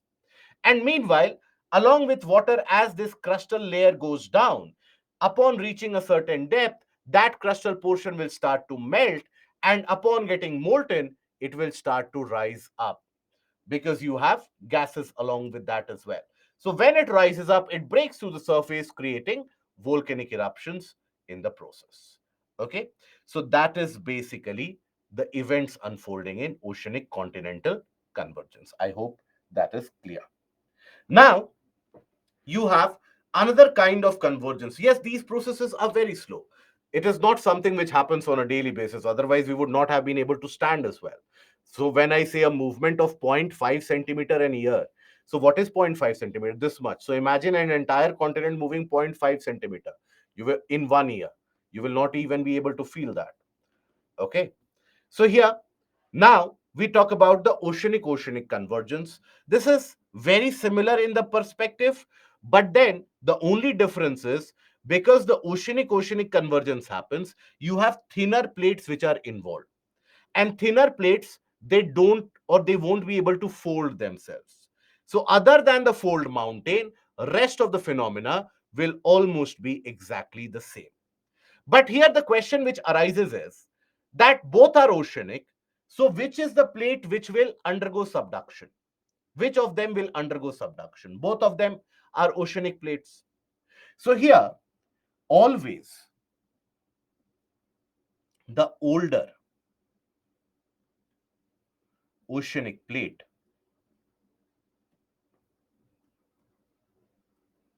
is the heavier one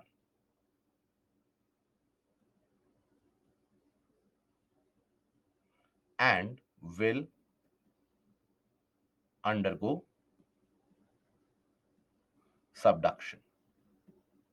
Why is it that the older plate is heavier? Let's suppose a plate is 200 million years old, another oceanic crust is, let's say, 400 million years old. So, in that case, the time difference is around 200 million years. So, over that time duration of 200 million years, there would have been significant amount of depositions, oxide formation, etc., which would have happened, making that plate heavier. So, if you take a look at that, basically, let's suppose you have two different plates, oceanic plates.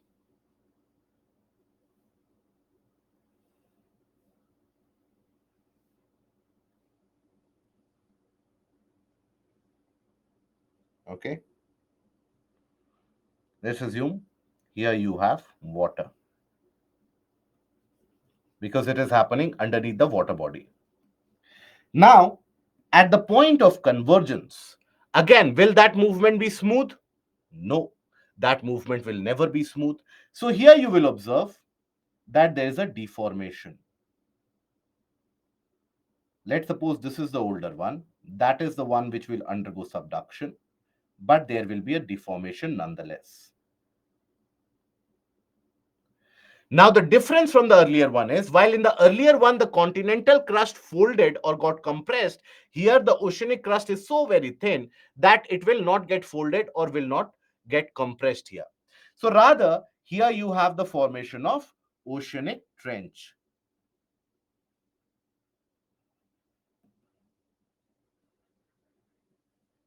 Example, you have Mariana Trench.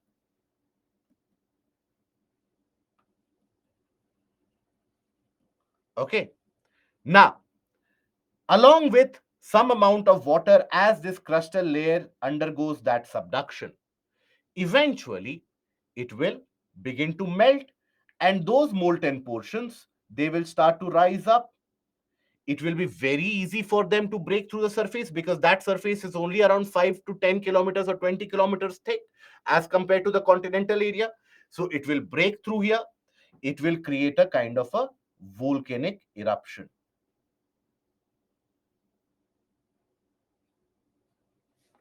Okay, so it will create a volcanic eruption, underwater volcanoes.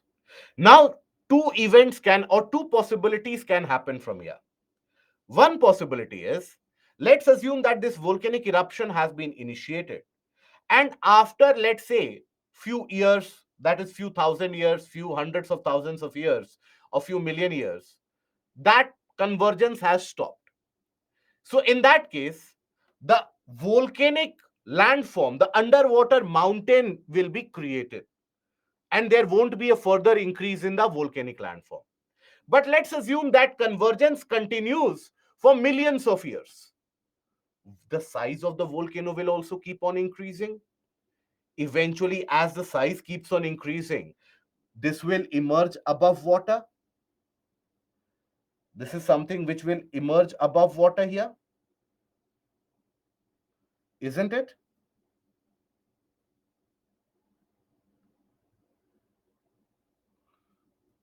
This will emerge above water. Now, what is this?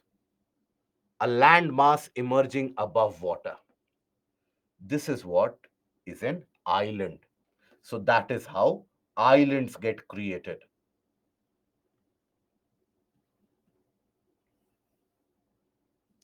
Right?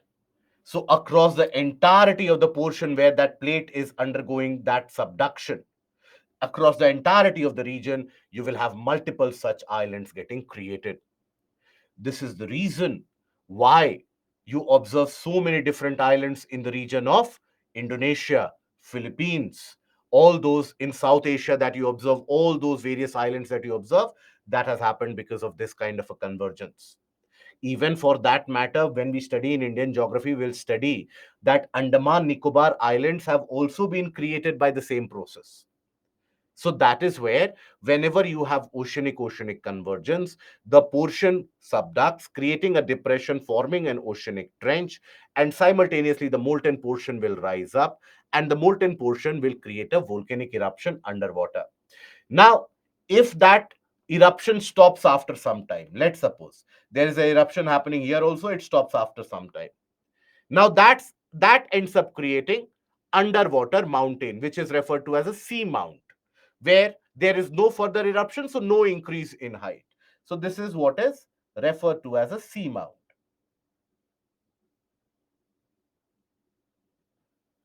But if the volcanic eruptions keep on continuing, you have the creation of this land, or the size of the volcano will keep on rising, more molten materials will accumulate, it will keep on rising. At one point of time, it will rise above the sea as well. So that is what you have as volcanic islands. Example, take the case of Andaman Nicobar, take the case of Indonesian and Philippine archipelago.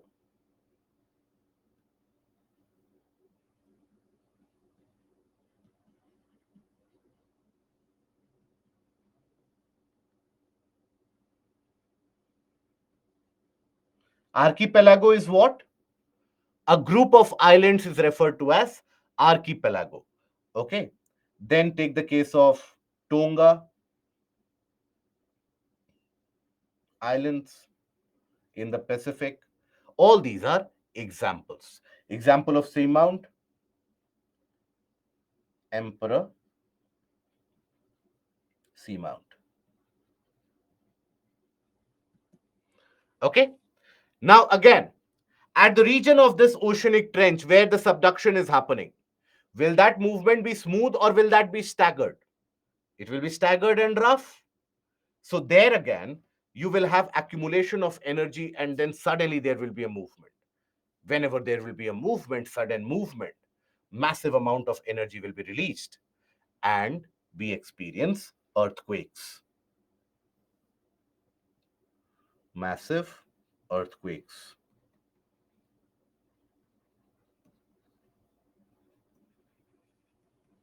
Why the sudden movement? Because these are kilometer thick rocks that we are talking about, my dear friend. So it won't have a movement like this that you can imagine, where a paper is moving against another one. That kind of a movement you cannot expect. Think about any rock that you have seen in your life. Is that something which moves very smoothly over the other? Now, please don't bring example that, I had seen one rock which was as smooth it could slide. I'm talking about kilometers thick rock here. So those kilometers thick rock, when they are going to move against each other, that will always end up creating a lot of resistance. So think about it in the sense, let's assume you have your four fingers here and try to rub them against each other. You will observe a resistance as it tends to move. Eventually, you apply more force, the potential energy develops, and suddenly there is a movement. So that is the same thing experienced there. The difference is, whenever there is a movement, release of energy is so massive, it shakes the Earth's surface. That is what we refer to as an earthquake. Okay? Now, that is about the aspect of oceanic convergence. Then we talk about continental, but before that, we'll take a break. And after the break, we will basically be talking about continental convergence. So let's take a break. And how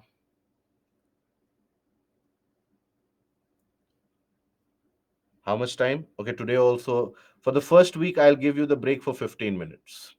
Let's be lenient in the first week. So we'll be back in 15 minutes. Okay.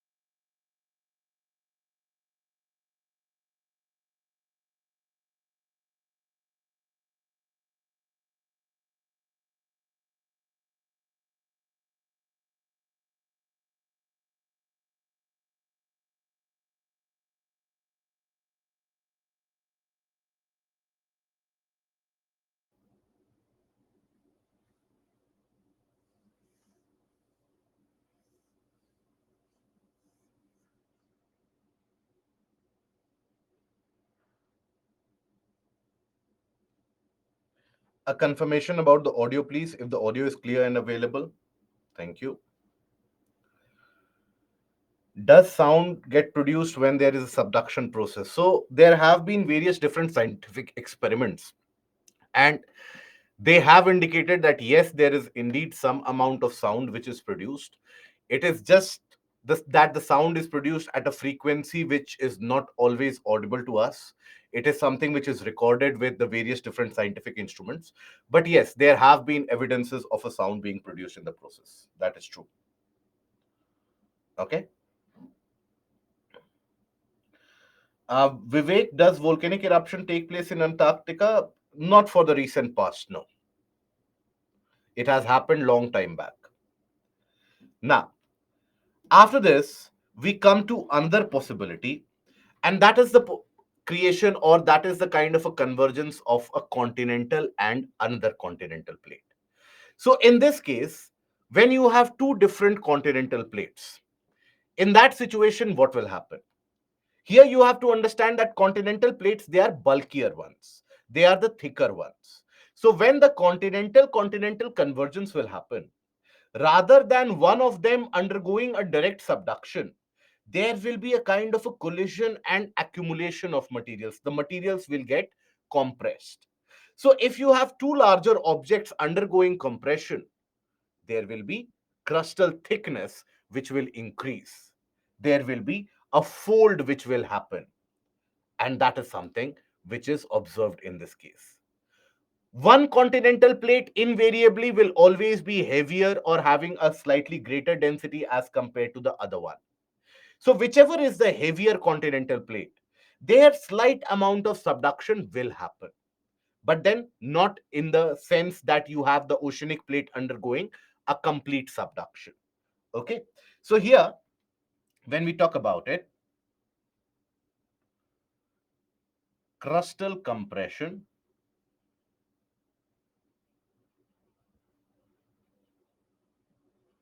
and folding is observed. Okay, about the earthquake process, a couple of you have asked this question that how earthquake is happening. So for that, what I want you to do is see earthquake we will study in greater detail in the next chapter as well. But I want you to think about, let's see, put your palms or your fingers and rub your four fingers with respect to each other. Try to rub that four fingers with respect to each other. Now you would observe that there is not a kind of a smooth movement which will happen. There is a movement which will happen with a lot of friction, lot of opposition. So if you try to move it, initially it will not move. Slowly and steadily the energy builds up and there will be sudden movement. So whenever that sudden movement will happen, before that all that energy builds up as potential energy.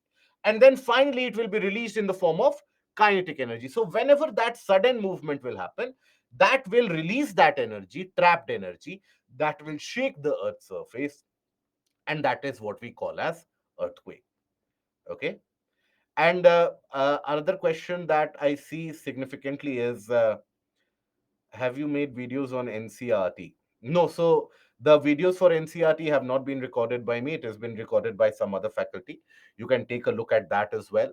But then overall, after the coverage of the entirety of the modules, I don't think you will be required to look into that for a greater detail, or the tablet videos which are available.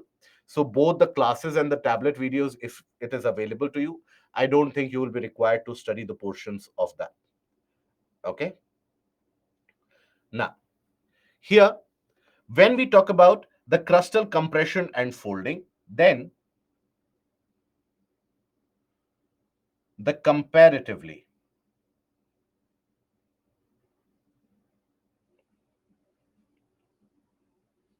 heavier plate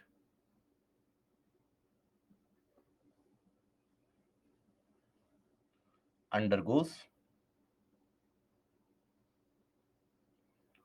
slight subduction.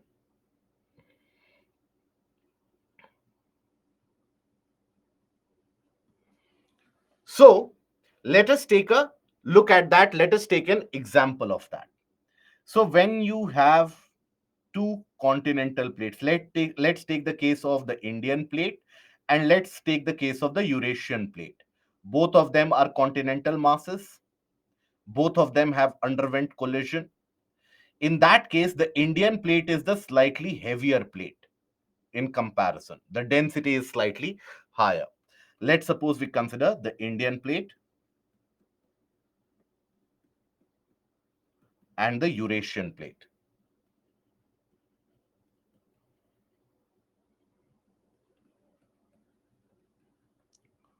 This is slightly heavier.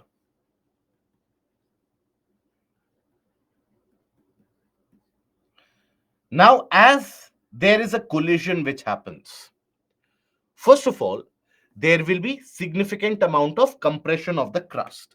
So, it will. Now, by the way, when these continental plates and crusts, they are colliding and converging, do you think heat will be produced at the portion where there is convergence happening at the zone of convergence? Do you think heat will be produced, or do you think that will remain at a lower temperature as it is? Heat will be produced, correct? So at that particular zone of convergence, because there is a collision happening, heat will be produced. And in that heat, the rocks of the different plates, they start welding and molding into each other. They will form a kind of a common structure, a kind of a commonality. So here, the rocks, they will start combining. So not only will you observe a kind of a fold created, at the same time, you will also observe that the crust in this region, it gets significantly thicker.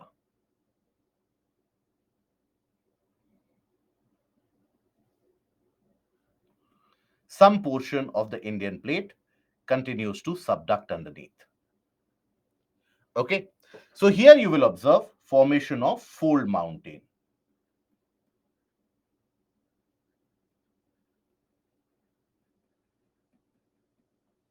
So here, example, Himalayas, very good. Alps, Ural, even for that matter, Appalachians.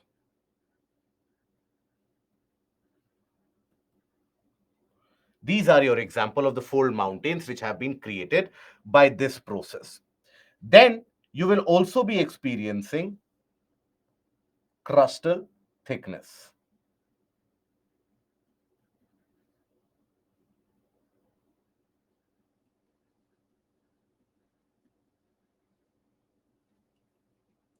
Now there will be slight subduction observed, where not the entirety of the plate is undergoing subduction, only some part of it. Slight subduction. Now, as this subduction is happening, again, what do you think? This subduction process, would it be smooth? Obviously not. So it is at these zones of convergences where very massive earthquakes, they are experienced. This is the reason why the Himalayan region is frequented by so many earthquakes. So this again becomes a zone of very frequent or very massive earthquakes.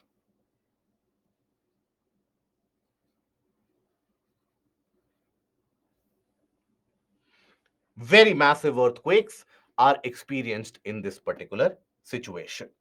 Now, in this area, if I talk about the region where the crust has gotten thickened, what do you think will be the condition of pressure here?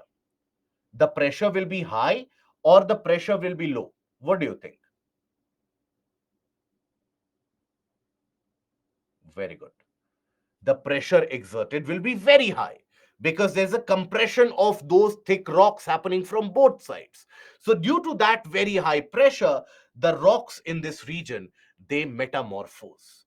That is why in the case of the old mountains, old fold mountains created by this process, you will observe that majority of the rock types, they are metamorphic in nature.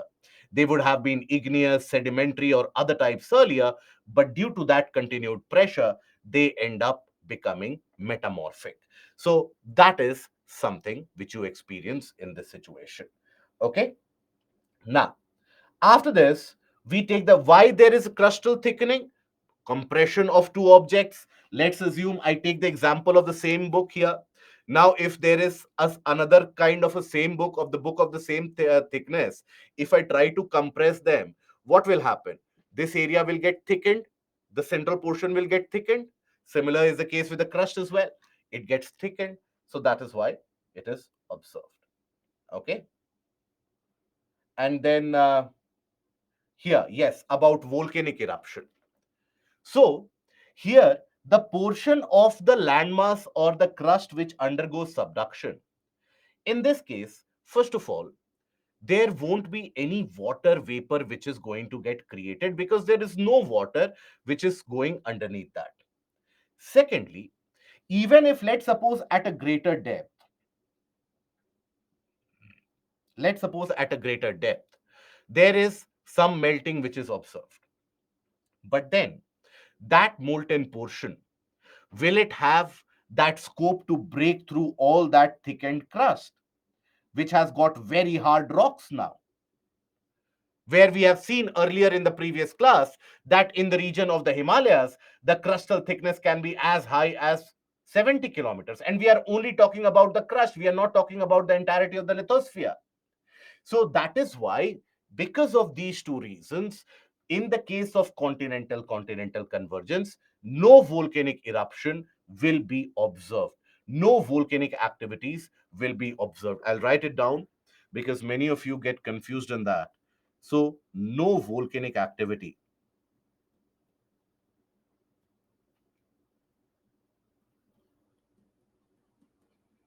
will be observed.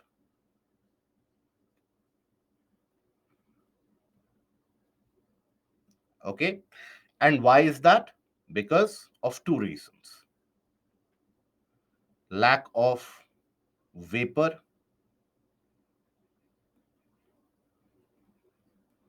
means lack of pressure to bring the molten materials up,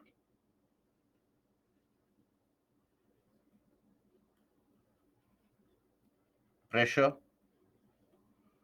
to bring the materials up.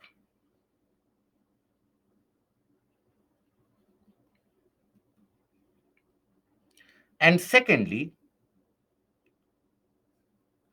you will also observe molten materials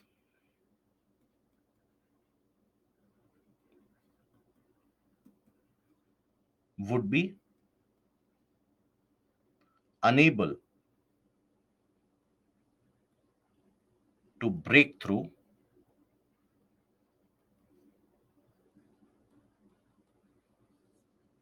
the thickened crust.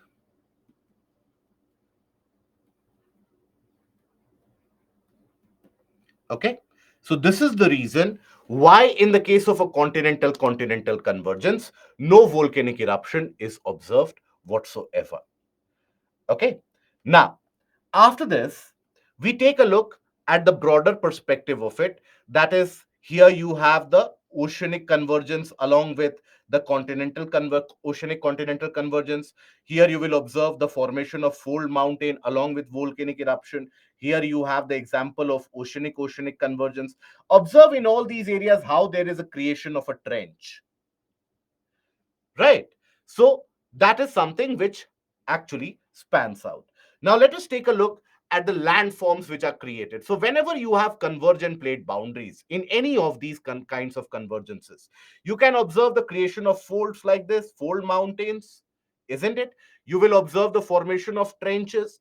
You will observe the formation of volcanic islands,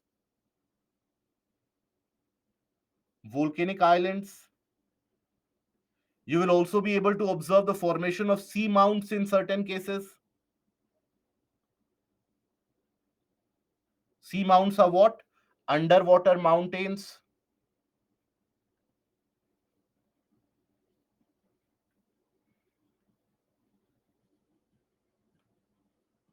Okay.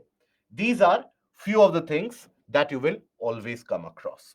Now, here we come across a region where convergences of various different types are happening. That is all around the region of the Pacific plate. Now, around the region of the Pacific plate, you have the situation where North American plate is moving westward. It is overriding the region of the Pacific plate. Similarly, South American plate is moving westward. It is overriding the Nazca plate. Meanwhile, the Pacific plate in itself has got a slight motion in the westward direction. It is just that the North American and the South American plate are moving with a much greater speed.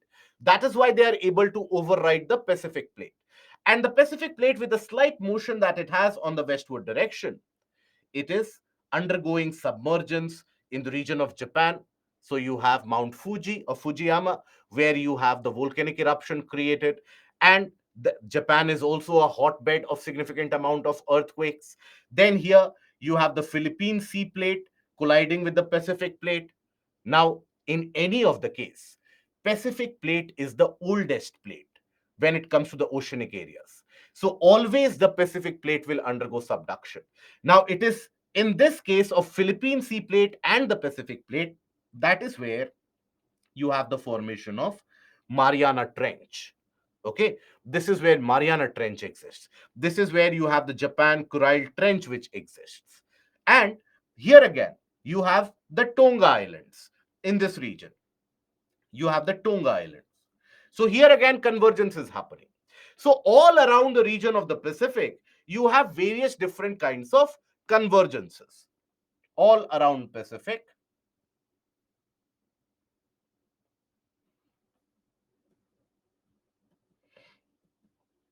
various types of convergences.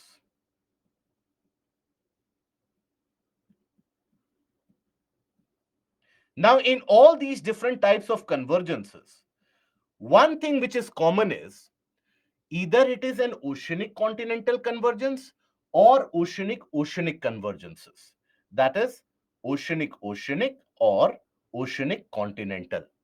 Now, whenever an oceanic plate is involved in convergence, there will be volcanic eruption along with the occurrence of earthquakes. So, due to this, you will observe volcanic eruption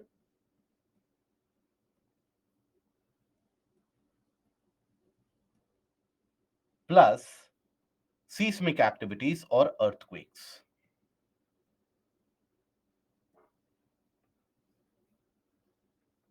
Now, around the region of the Pacific Ocean, this is happening in various different areas. That is why the entirety of the region around the Pacific that is frequented by seismic activities and volcanic events, and this entire region is referred to as the Circum-Pacific Zone of Fire or Pacific Ring of Fire. Why Ring of Fire? Because in this entire area, which resembles a kind of a ring like shape, that is where you have volcanic events, volcanic eruptions which keep on happening. That is why this zone is referred to as the Pacific Ring of Fire. Yes, Tonga Islands are volcanic in nature.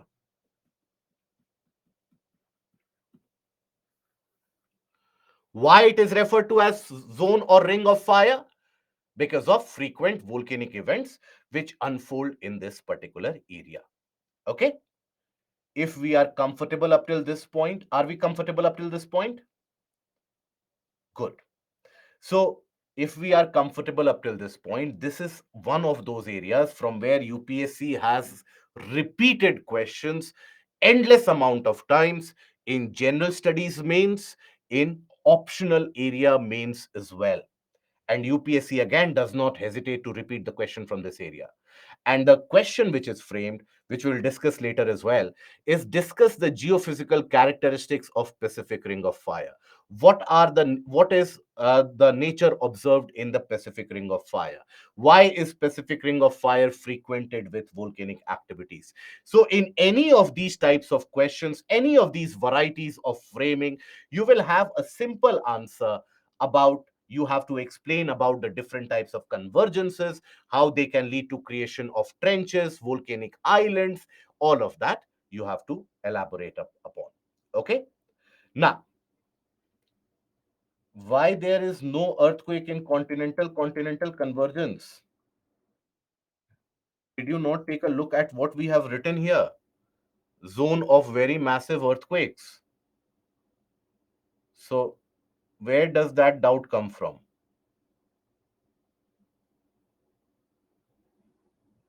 So kindly pay attention when a topic is being taught. Okay. My dear friend, about Bermuda Triangle, I should have clarified this in the first session itself. So those of you who have, I understand, the curious phenomena is something which is very prominent, that many of us are very curious about certain events, and that is where a lot of YouTube channels make a lot of money based upon these curiosities.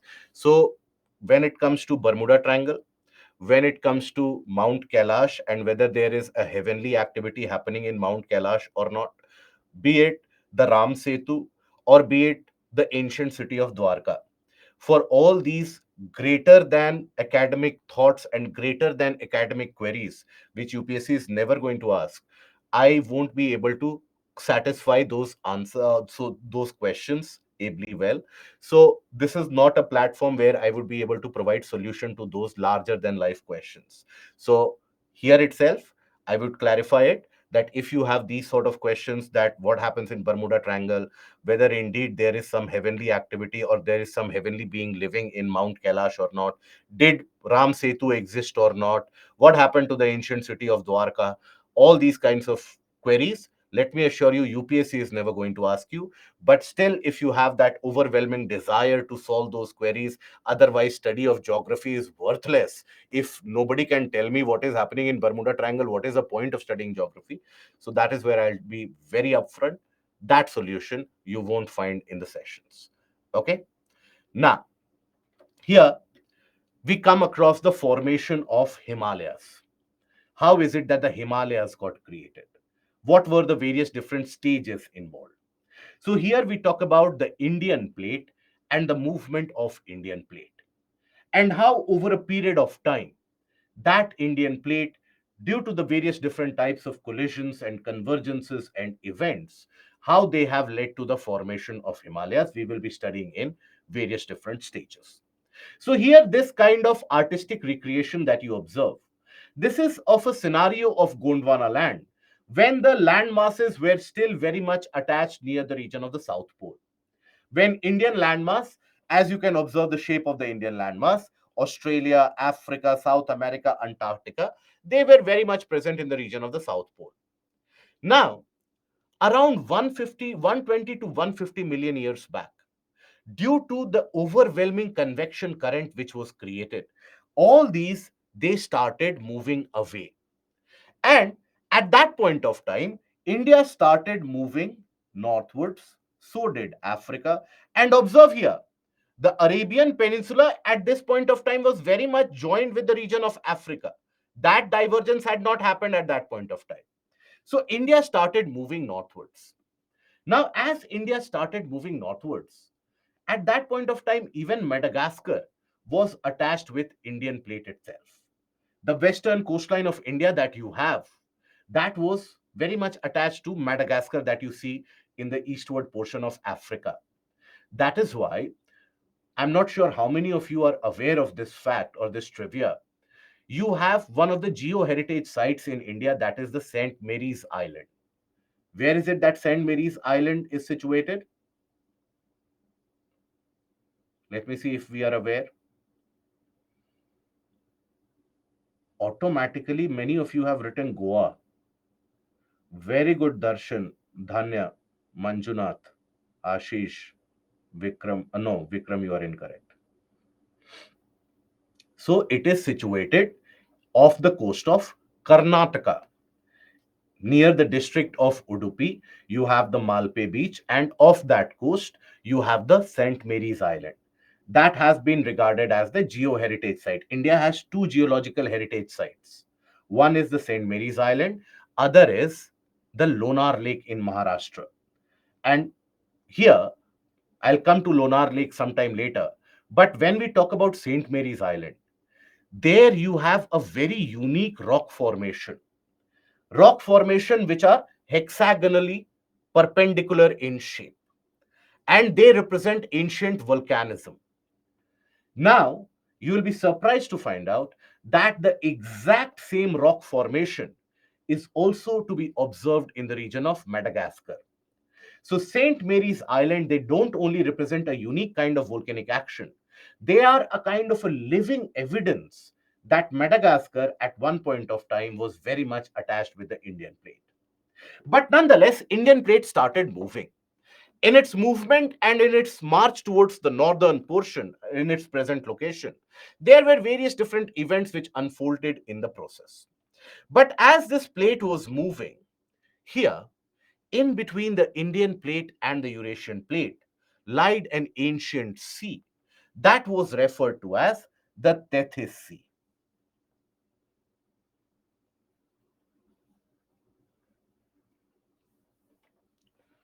You had the presence of an ancient sea known as the Tethys Sea. Now, the rate at which the Indian plate was moving was incredibly fast. It is something which we still don't experience today. In those days, yes, there were significant amount of volcanic activities, so they were still witnessed. The rate at which Indian plate was moving at this point of time was close to around 20 centimeter per year. With that rate, Indian plate was moving northwards. You can imagine. Now, as the Indian plate moved northward, you had the Eurasian plate, you had the Indian plate approaching it very quickly. Eurasian plate was moving southwards, but at a very slow speed. Around 1 centimeter per year was the movement of the Eurasian plate. Indian plate was moving with such a substantial speed, and in between lied the oceanic crust of the Tethys Sea. So, here, let us recreate that entire schematic and let us try to understand what happened step by step. So, we talk about the formation of Himalayas.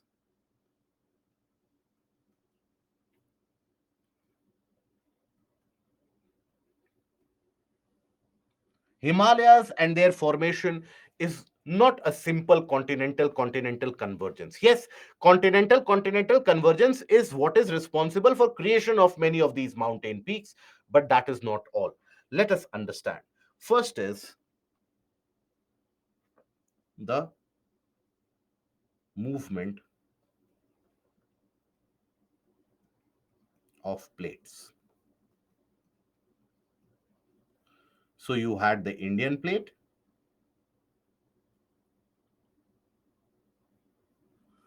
you had the massive Eurasian plate,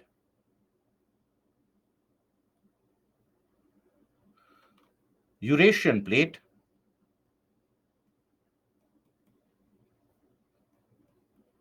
was moving at a meager rate of 1 centimeter per year. This Indian plate was moving at an incredibly high speed of close to around 20 centimeter per year.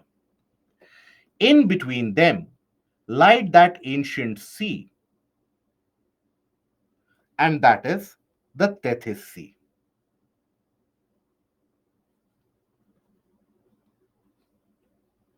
This was your Tethys Sea.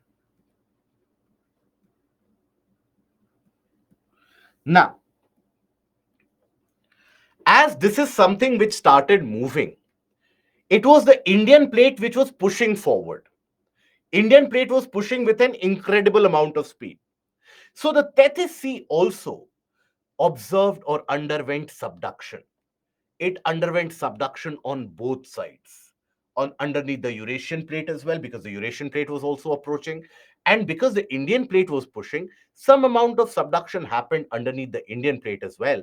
But majority of the subduction continued to happen due to that push provided by the Indian plate. So the Tethys Sea started subducting. It is estimated that more than 5,000 kilometers or 5,000 square kilometers of the Tethyan Sea floor that underwent subduction. So that is when you had the second stage, that is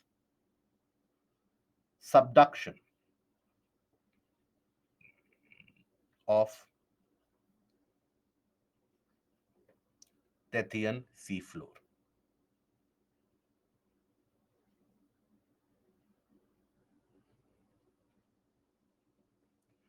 So here,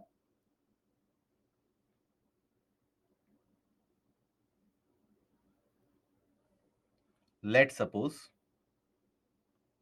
you have the Indian plate, you have the Eurasian plate. The Tethyan seafloor underwent some subduction here, but a significant amount of subduction underneath the other one, the Eurasian plate. Now, whenever there is a subduction of the oceanic crust, it is followed by what? Volcanic eruption, formation of slight amount of fold as well. So here, that is where you had significant amount of volcanic eruptions which happened. Some amount of volcanic eruptions happened here as well, right? And already you would observe that the Tethys Sea has started narrowing. The Tethys Sea has started becoming smaller and smaller. Now, if I ask you another question from simple and sheer logic, in the second stage, do you think the speed of the Indian plate would have been the same as compared to the first case? Do you think the speed would have increased, remained same, or would have decreased? What do you think would have happened?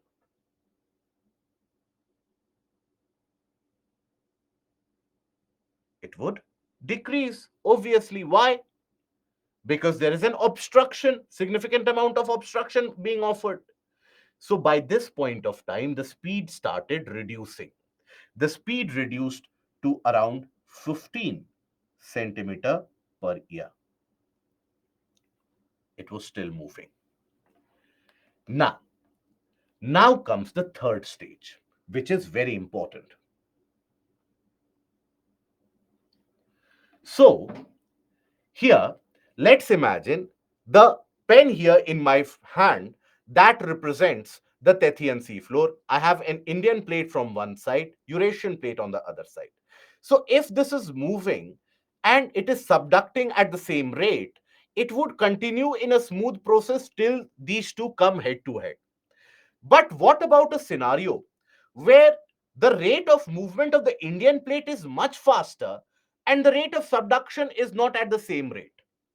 The rate of subduction is slow and the rate of movement of the Indian plate is much faster. What would have happened in that case? What do you think?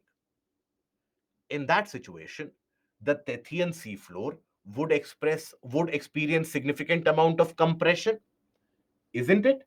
They would get significant amount of compression. And why? Because it is not being able to get subducted at the same rate. Indian plate is continuously pushing. So the Tethyan sea floor getting compressed from both the sides was actually compressed and pushed upwards. So that is what is the third stage. And that is what is referred to as the upliftment,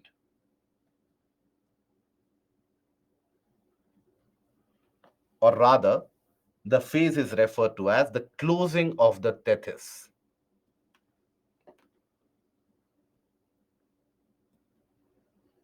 Of Tethys.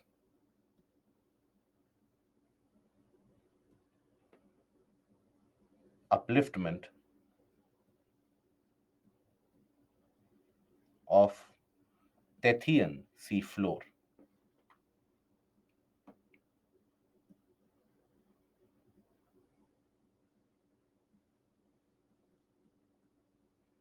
Okay. So in this case, what do you observe? So and why is it that the upliftment of Tethyan sea floor would happen? Because rate of movement push by the Indian plate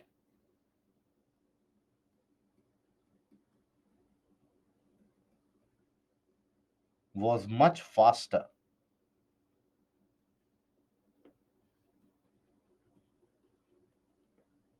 as compared to the rate of subduction of the seafloor.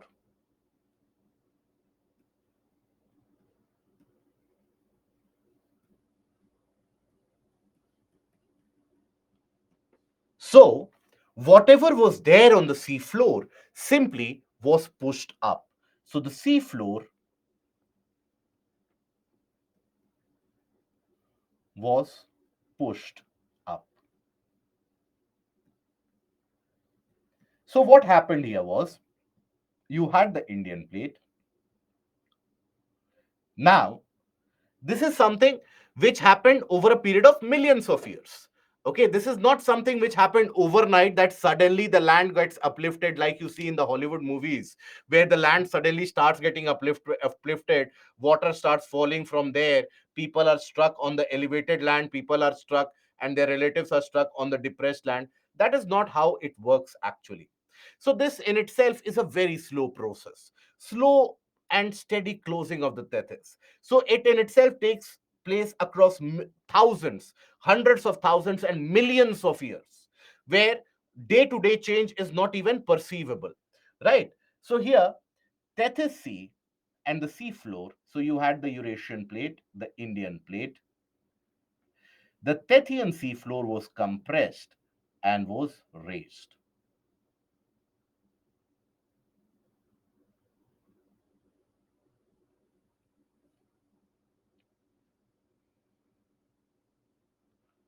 Uplifted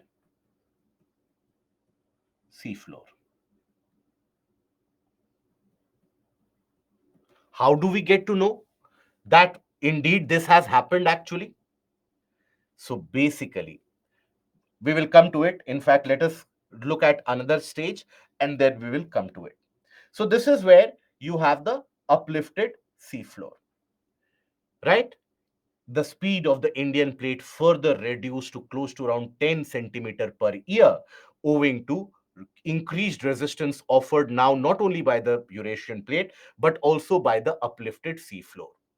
This is also one of the reasons why, in the high altitude regions of Tibet, you find isolated small lakes, which still have, many of them still have the presence of saline water, which is attributable to be the remnant of the Tethys Sea. And here, please don't get confused. Majority of the students, they immediately, when I say that many of the lakes are remnant of Tethys Sea, all of them have the same question. That is Pangong So another one of those lakes or a remnant of Tethys Sea? Because when they think about high altitude lakes, Pangong So is the only one which comes to mind. So Pangong So is not a remnant of Tethys, but across the region of Tibet, you have many areas which are nothing but a remnant, many of the small lakes, isolated water bodies, which are remnant of that ancient Tethys upfolding. Now, here, when we talk about this stage, after this comes the fourth stage. Now, fourth stage, in that case, what do you have is you have the presence of the continental crust facing off against each other. So the fourth stage is pure continental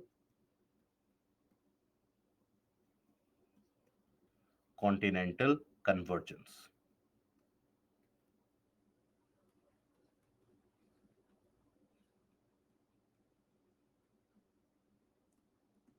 Now, in that case, along with the upfolded Tethyan sea floor, the entirety of the crust started getting folded and the crustal thickening was also to be witnessed.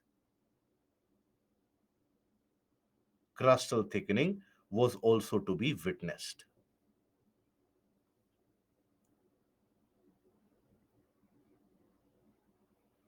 So that means in this fold, many of the portion of the Tethyan sea floor also got pushed up. This is the reason why we end up finding marine fossils and deposits of marine organisms in the high reaches of the Himalayas. This is also the reason why limestone we have already talked about the formation of limestone earlier. Limestone as a mineral which is always formed under shallow seas. Limestone is a rock which is very predominant in the region of the Himalayas, which tells you that at one point of time that would have been the sea floor. And now that sea floor has been raised up significantly and then has underwent a kind of a folding. But then, here, I hope we are comfortable up till this particular point of time. Now, in this case, it is the Indian plate which undergoes slight amount of subsidence. Okay. Now, here, after some time, you have to understand that this compression would continue.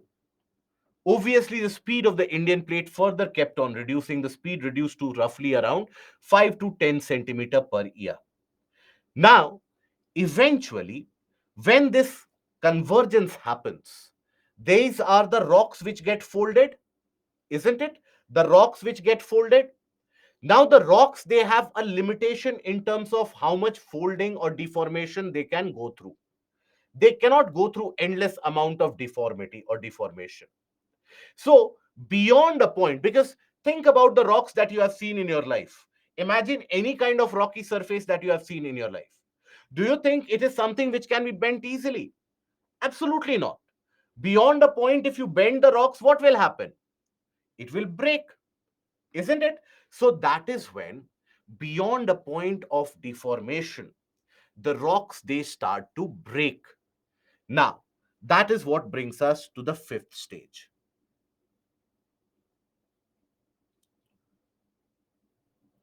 formation of cracks.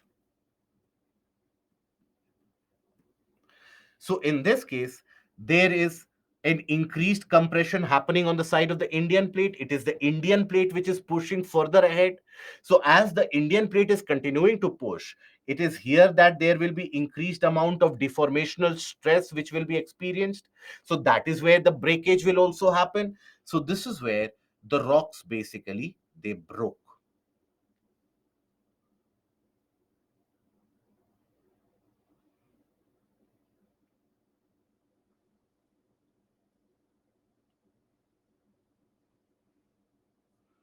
This created cracks. Okay. Now, furthermore, if the compression continues, then what happens? If the compression keeps on continuing, first of all, the existing mountain, it will get more and more compressed. It will get narrow. So earlier, if let's say the mountain fold was like this, on getting compressed, it starts becoming more conical. So the height keeps on increasing and it gets narrower as well. So if there is a fold like this, if you compress it on both sides, it will get taller, it will get narrower, and also there will be some movement which will be experienced here also because there is compression. But that cannot move endlessly. So this region will also start experiencing that folding action. So that brings us to the sixth stage,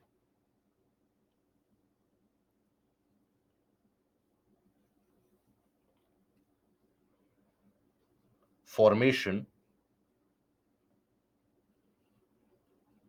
of other stages or other ranges.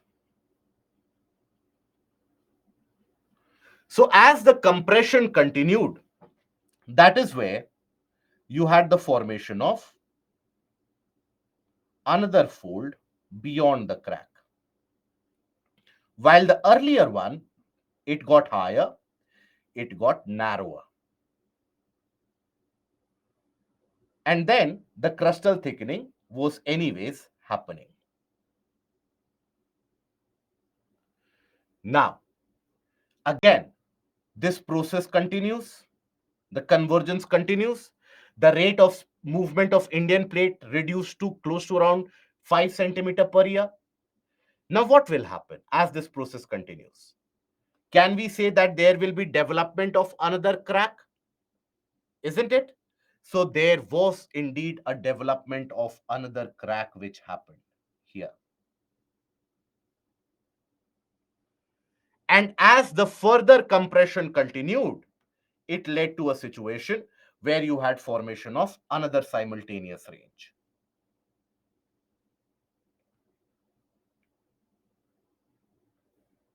While the earlier ones kept on getting compressed and eventually kept on getting higher.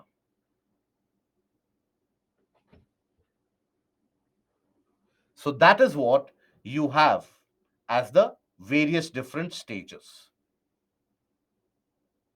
The crustal thickening was very significant. So this is what we have as the three ranges of Himalayas. You have the Great Himalayas, which are the tallest. That is where you have Mount Everest and Kanchenjunga, Makalu, Mansalu, all these, the tall mountains, Annapurna, Dhaulagiri, all of these are situated in the Great Himalayas. Then you have the Middle Himalayas, and eventually you have the Shivaliks. So Shivaliks have been formed the latest. Just a moment, and uh, just a couple of seconds.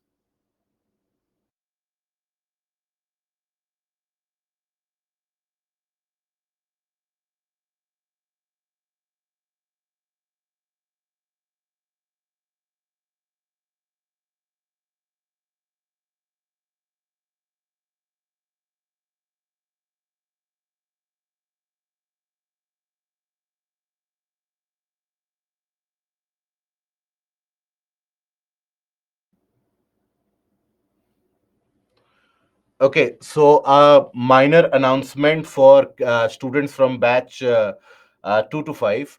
So on Saturday, you will have an extra session for history, the post independent history which was left. So that extra session on Saturday for history will be held between 7:30 to 11. You will be receiving notification and mail for the same as well. So you can attend that extra session. Okay. Now, here, this is how the three ranges of Himalayas came into existence. Now, as and when the compression keeps on happening, there will be slight movement here as well, there will be slight movement here as well. And when these movements happen across these cracks, what geomorphological event do you think will be experienced? What kind of geomorphological event do you think will be experienced as there is movement across the cracks? Good. Earthquakes, massive earthquakes. It is in fact these areas where very massive earthquakes they keep on happening. Okay. Now, the interesting point here is that the compression keeps on continuing. As the compression keeps on continuing, the height keeps on increasing. The ranges they become narrower because if it is like this, it keeps on getting narrower due to compression. And much more interestingly, there has been development of a fourth crack or a crack in front of the Shivaliks. What does that mean? That means in the near future, in the coming future, we will experience a fourth range of Himalayas to come into existence. So the present day area of northern Uttar Pradesh, northern Bihar, the portion of North Bengal, Assam, even Uttarakhand, all of these will be covered by the fourth range of Himalayas, which will emerge in, again, let me again clarify because I do remember mentioning it once in the session, and one of the candidates they panicked that recently I bought a land piece of land in northern Uttar Pradesh, and you are saying that fourth range of Himalayas is going to come there, so my money is wasted. So let me clarify here that this fourth range of Himalayas, the process of formation in itself is going to take around 10 to 15 million years from the present. Okay, so 10 to 15 million years in the future, you are going to experience the fourth range of the Himalayas. And that is why nowadays you'll find frequent volcanic or frequent earthquake activities happening across this region and this region. Okay, so this is basically about the process of formation of the Himalayas. Very quickly, I will give you the recap of the entire process again, even though this is a kind of a detailing that you don't find in any kind of a book in this kind of a schematic representation. So I would encourage you to study from this particular PPT itself and try to recollect on your own with the help of images, diagrams, anything that you can. Try to recreate it on your own. Okay. So here, when we talk about the formation of the Himalayas, initially you had a stage where the Indian plate separated from Gondwana land and started moving north with a great speed. Now, as it moved towards the Eurasian plate, there was a Tethys Sea which lied in between. Now, slowly and steadily, as the Indian plate continued its march to the present position or continued its movement to the north, the Tethyan sea floor underwent subduction. And that subduction that it underwent happened across both the region of the Eurasian plate as well as the Indian plate, leading to volcanic events and volcanic eruptions across the margin of both of these plates. That is why, still in the region of the Himalayas, you will find many evidences both on the side of the Eurasian plate as well as on the side of the Indian plate. You'll find evidences of a lot of igneous rocks to be present there as well.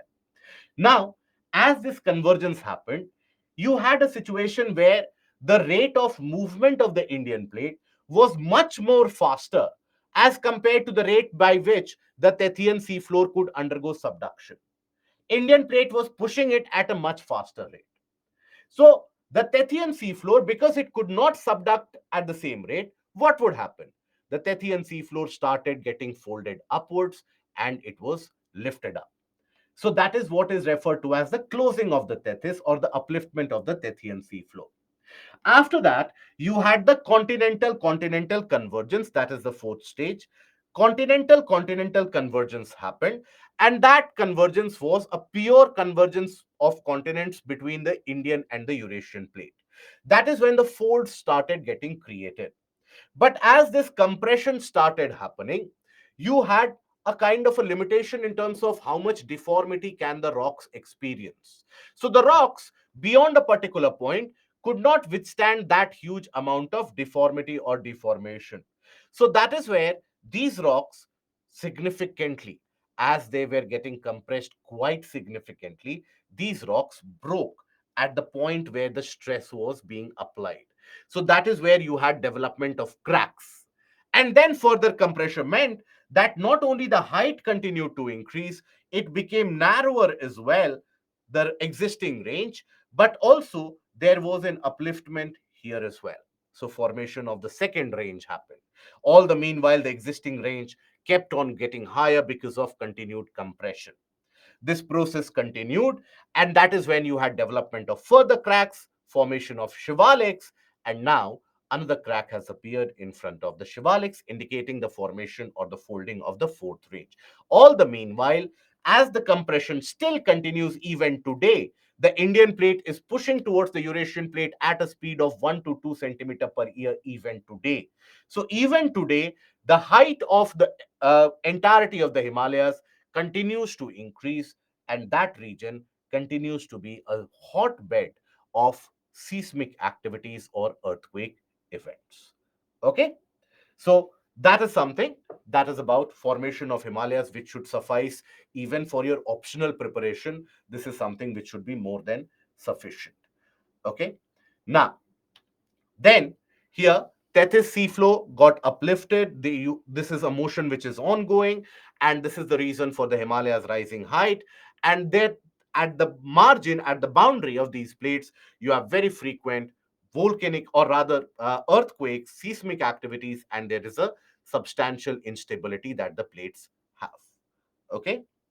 So I would urge all of you, the portion that you have covered, let me assure you, with this kind of a schematic, you won't find it present or available in any kind of book.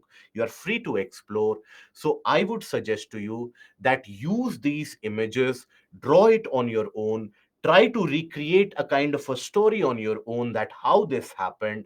That will not only improve your writing skill, would also help the conceptual clarity, because once you start writing, that is when you realize, okay, these portions were not very clear. So try to write it on your own, try to apply logic in each of these stages, and that is something which is going to entrench not only the portion of plate tectonics but also the entirety of the northern part of Indian geography quite significantly. We will revisit it again in the portion of Indian geography about the features of these cracks. These are referred to as thrust faults. What are the names of these thrust faults? We will be referring to that again in the portion of Indian geography. But please don't let go of this advantage. Okay? Do capitalize on that. Now, Gaurav, PYQs. Gaurav, I think it is the 15th or the 20th time that you are asking for the PYQs, isn't it? PYQs, my dear friend, we have not covered a substantial portion. So there are two reasons why people always they keep on requesting for PYQs. And I hope this is taken in a good manner. It is not taken in an offensive manner. One of the reason is that you already know the answers of the PYQs to be discussed and you want to be one of those guys who marks it all correctly and emerge victorious at the end. The other reason is you get that kind of a rush of having that poll and the PYQ. So trust me, I will discuss all the PYQs. Please don't seek the excitement of that. As of now, I want you to invest all your attention in understanding the plate movements. If you are very comfortable with the portion which is being taught, just try to think about it as a portion of revision. Wherever it is essential, wherever it is required, I will be discussing the PYQs. I will give you your KBC moment in your life or the Kaun Banega Crorepati moment in your life where you are supposed to click on that option. And then eventually I will get the request that show us the leaderboard to see if I am on the top or not in these case of PYQs. I will give that moment in your life. But as of now, please pay attention on this particular portion. I hope it is clear. Okay. Now, where is it that the water of the Tethys Sea went? Because that portion of or that entire process was so very slow that it is something which happened over a period of millions of years. That water slowly and steadily exited from the site. Significant portion of the present day Rajasthan that you have, where you have very rich oil reserves and rich amount of limestone, significant amount of that portion was underwater as the Tethyan sea water was pushed to the sides. Okay, so in fact, I will give you the map location for map pointing locations today as well. You will find that to the east of Mediterranean Sea you have the Aegean Sea. So Aegean Sea is considered to be a true remnant of the ancient Tethys Sea. So, and Mediterranean also significant portion of it is also supposed to be a remnant. Now we come to the portion of the divergent plate boundaries. By the way, what is the time period when this happened? So the creation of the first one, the creation of this first fold is supposed to have happened close to around 60 to 55 million years back. The second fold was initiated close to around 40 million years back. And then the third fold, that is the newest, that is the Shivalik, that upliftment started happening around 10 to 15 million years back. So that is how young the Himalayas are. Now, when we talk about the convergence of plates, the convergent plates in general, here we will agree, I hope you will agree with me, that some portion of the existing plate gets destroyed in the process, isn't it? Some portion of the subducting plate during the convergence, it gets destroyed, it gets consumed in the lower portion of the planet. So that is why the convergent plate boundaries, these are also referred to as the destructive plate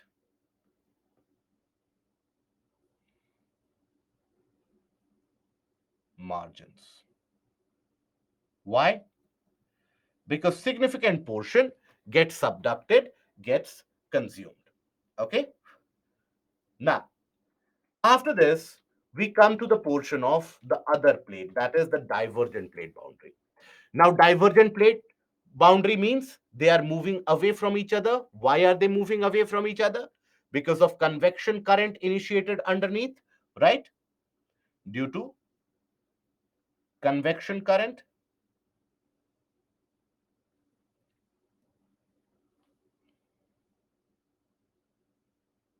present underneath.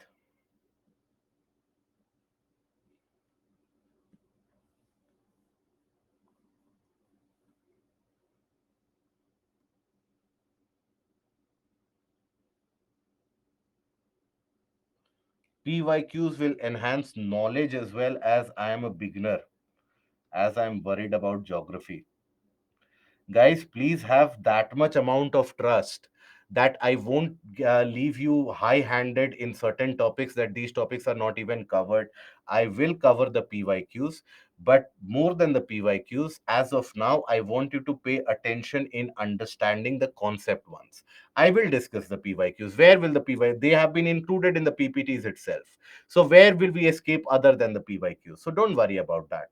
And also understand, till now we have not covered a substantial portion. We are going very, very slow. We have not covered a substantial portion. That chunk of PYQs will be there for discussion.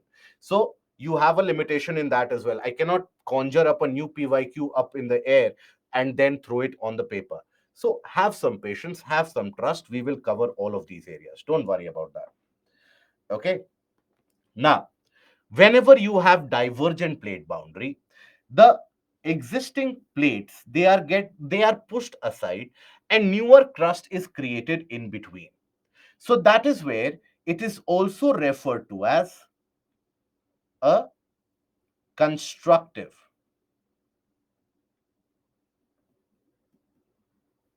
plate margin.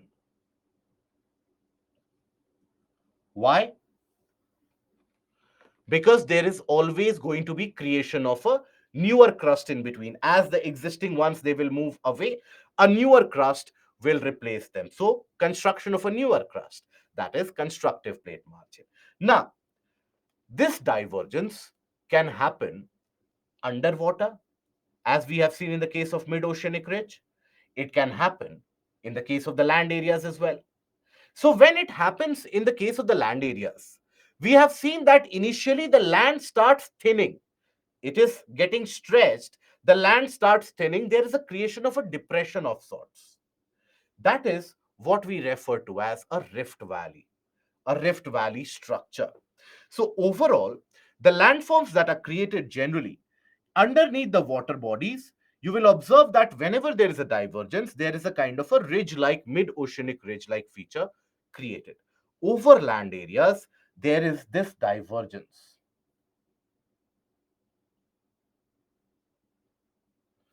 Okay, observe the crack. Now, just to give you an idea about the size of the cracks, all these small structures that you see on the side of this large lake, these are very large 3-story, 4-story buildings that you are talking about. So you can imagine how large this crack is. This is what is a rift valley. Rift is what? Rift means a kind of a tension. Valley is a narrow feature.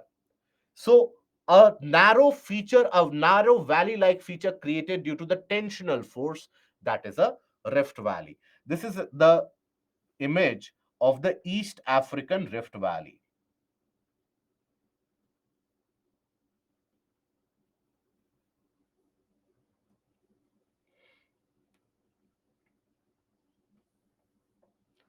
Okay, where the continent of Africa is getting divided into two different portions as we speak. Now, let me ask you another question. Now, you have seen that large cracks develop. In the case of these mid-oceanic ridges as well, large cracks develop. So, when you will observe volcanic eruptions in these cases, what do you think will happen? Will the volcanoes always be concentrated from a smaller area? Or do you think there can be a scenario where a large crack opens up and molten materials, they start emerging all through the cracks? What do you think? Can the volcanic eruption happen like that? Very good. Yes.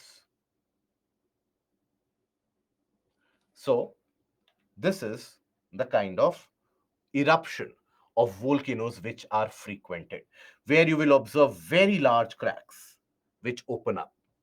And across those large cracks, molten materials, they start spreading out. This is what is also referred to as a fissure volcano. Fissure means what? Fissure represents crack. So that is what is observed in many of these divergences. So here, take the case of the mid-oceanic ridges. Observe here the mid-Atlantic ridge. Okay, this is your mid Atlantic ridge. By the way, the greatest rate of divergence as of now across the planet, anywhere where it is happening, is across this region between the Pacific and the Nazca Plate. This is what is also referred to as the East Pacific Ridge or the Chilean Ridge or the East Pacific Rise. It is where the rate of divergence currently experienced is close to around 15 centimeter per year. That is the rate of divergence which is happening. Now, in many of these areas, these frequent volcanic activities end up piling up material so much that they can create island like features as well. So, sometimes these volcanic activities happening in the mid oceanic region, they can end up piling up the materials, creating an island structure. In fact, the creation of Iceland in itself is attributable to this mid oceanic ridge. This is the reason why Iceland experiences very frequent volcanic activities. Every year, you experience volcanic activities rocking the region of Iceland. So, here you have the North American plate, here you have the Eurasian plate, in between them, you have the mid Atlantic ridge.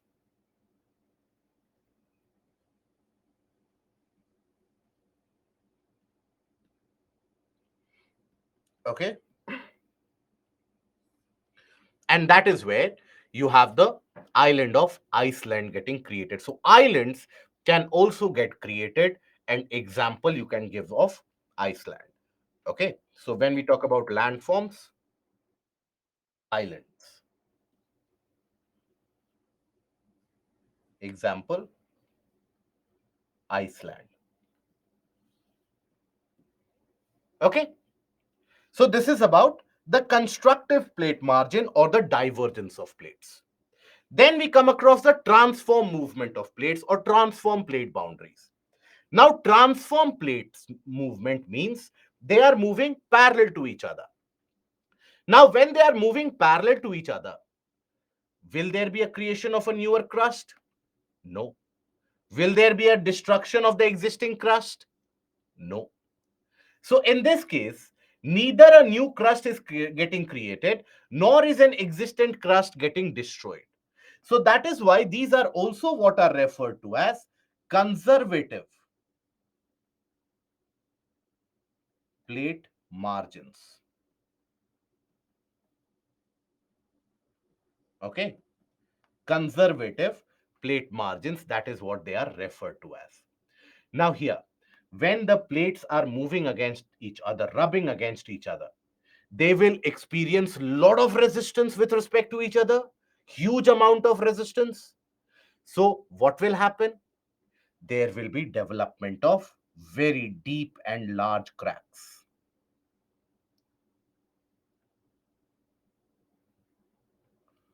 Very deep and large cracks will develop.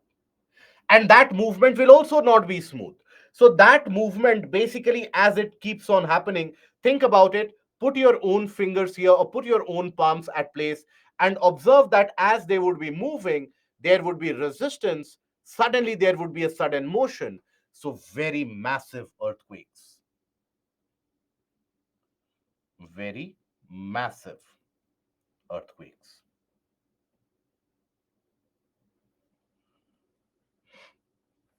By the way, even in the case of divergent plates, when the plates are trying to move away from each other, there also you experience earthquakes. But because the plates are already moving away, there is not that much factor of resistance involved. So that is why the earthquakes observed across the divergent plates, they are slightly moderate in terms of their category, in terms of their magnitude that they have. Whereas across convergent plates and transform plates, the earthquakes which occur, they are very, very strong. Okay, so that is the difference. And why they are very strong? Because in the case of convergence, in the case of transform, in both these cases, you have the plates experiencing resistance, overcoming that resistance. And when they do overcome that resistance, immense amount of energy will be produced. So these cracks, they get created. So plates move parallel to each other, neither creating nor destroying a feature, leads to significant tension being built up and creation of earthquakes and faults. Example, Yes, Lakshmi, that is also correct. Here you also have the San Andreas Fault,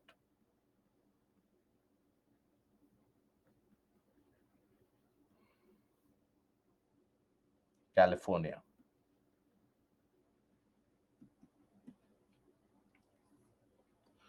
So that is why San Andreas Fault in California is the one which is very frequently, or it is that area where very frequently people experience massive earthquakes. And even nowadays, also from now, also, if you start following current affairs, you will observe that in one year you will come across few incidents of minor or major earthquakes striking the region of California. Okay, so these are your the aspects of various different plate movements. These are your major plates. This is the depiction of the plates along with their respective movements that you can associate with. Okay, now I hope faults mean a large crack where there is a respective movement. So there are joints, cracks, and faults.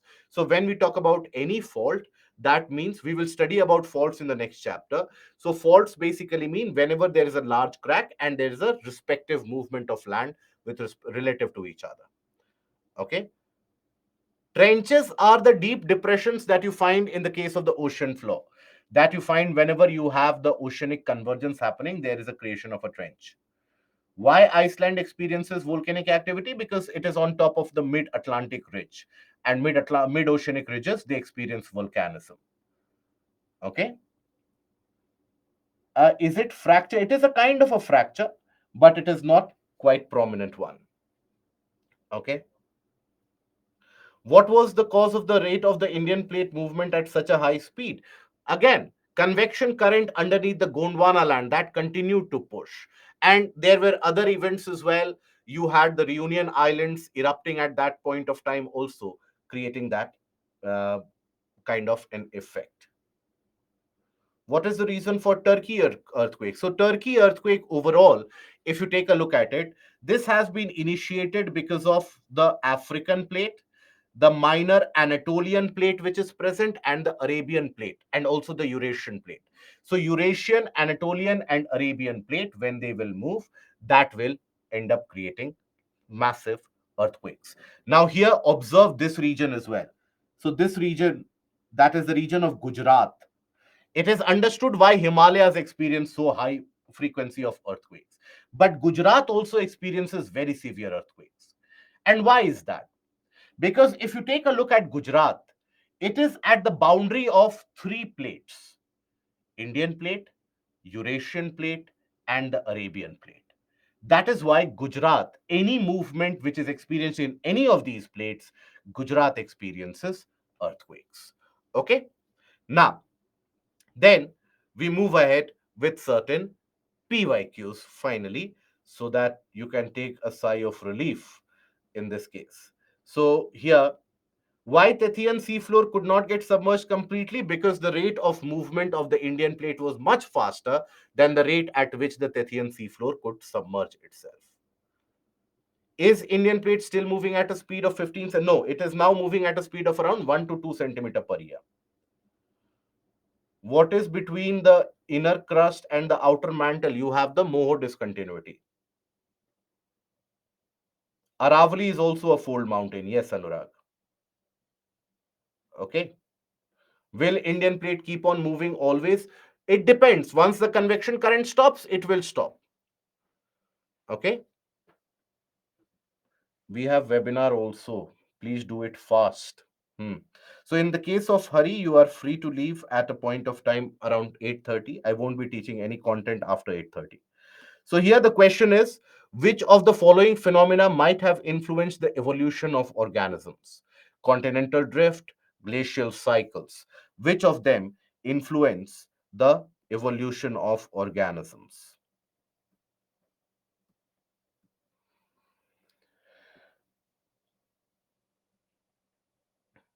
Vindhyas are not because of plate movement significantly. Vindhyas are creation of a grab and fault. No, Hemant, that is not the case. Patel, write a mail. Send me a mail. I'll take care of your query.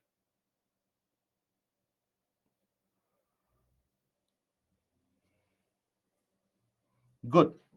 Majority of you have given the correct answer. Now, continental drift basically meant that various different areas they get exposed to different types of climatic conditions. So, the animals and the beings living in those areas, organisms living in those areas, they would have adapted to those changes and would have evolved accordingly. Similarly, when we talk about glacial cycles, we talk about the frequently occurring ice ages and then again normal warming conditions. So that is where, as the temperature continues to change, the organisms also evolve. So here the answer is going to be C, that is both 1 and 2. Then, which of the following pairs is or are correctly matched? Take a look at this and get the answer. It is again easy. Kishon, can there be volcanoes during transform plate margins? Yes, my dear friend. Yes. It is rare, but it can happen. We'll talk about it tomorrow. Previous answer, Jayant, was C.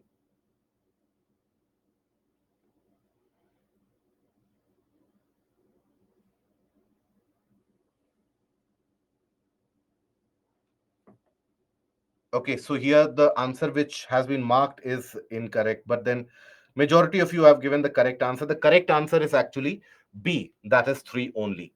So that is where the correct answer is B. So all of those who were harping upon looking at your name in leaderboard, you'll be disappointed now because the correct answer was marked incorrectly here. So continental drift was provided by Alfred Wagner. Expansion of universe was provided by Edwin Hubble. Photoelectric effect was provided by Albert Einstein. So this is basically about the various theories. Then, in the structure of planet Earth, below the mantle, the core is mainly made up of which of the following?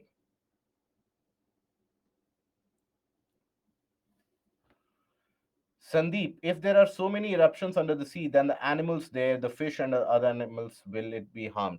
Not so much. The ocean in itself is so very thick. The water, the layer of water is 5 to 6 kilometers deep. So whatever impact is happening in a very remote area.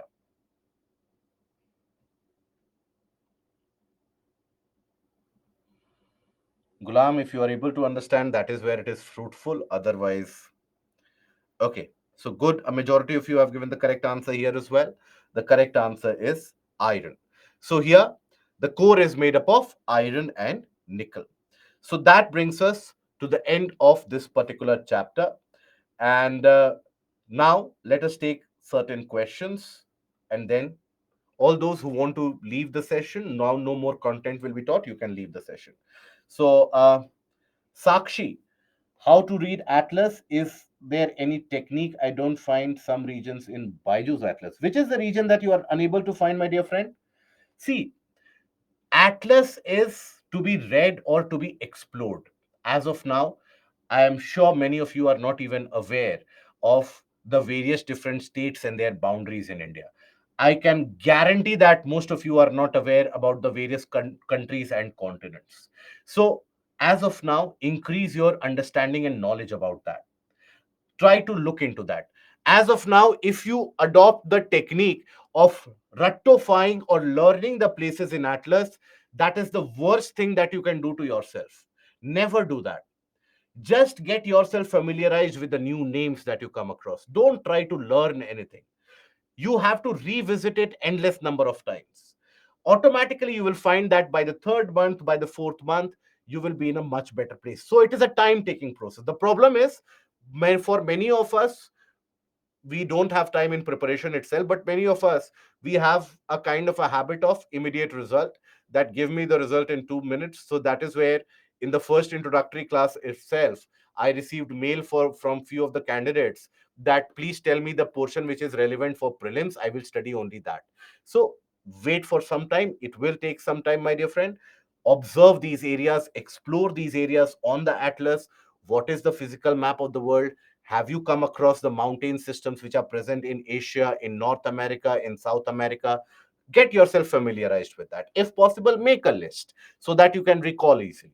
That is the way in which you cover it. Okay.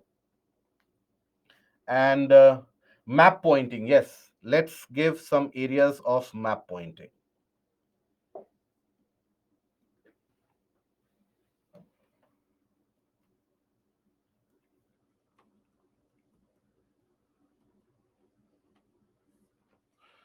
So here, start with Kara Sea,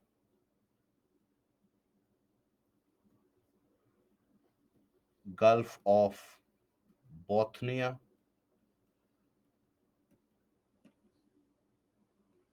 then Gulf of Aden,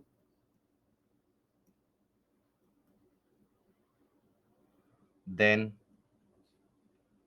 look at the region around or locate another water body, Gulf of Mexico,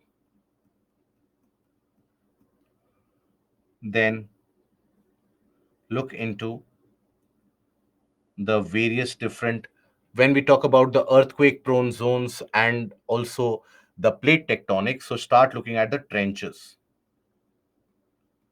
Peru Chile Trench, it will be on the west side of South America. Peru Chile Trench, Mariana Trench,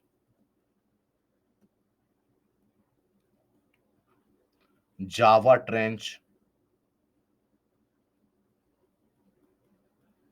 Tonga Trench,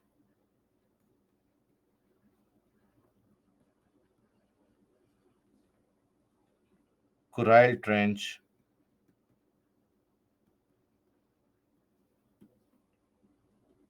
Barren Islands.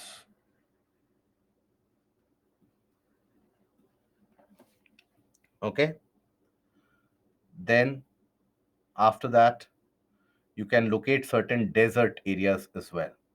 So start locating Kalahari Desert, Atacama Desert,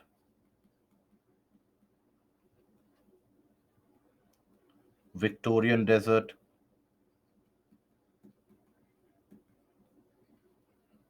Gobi Desert.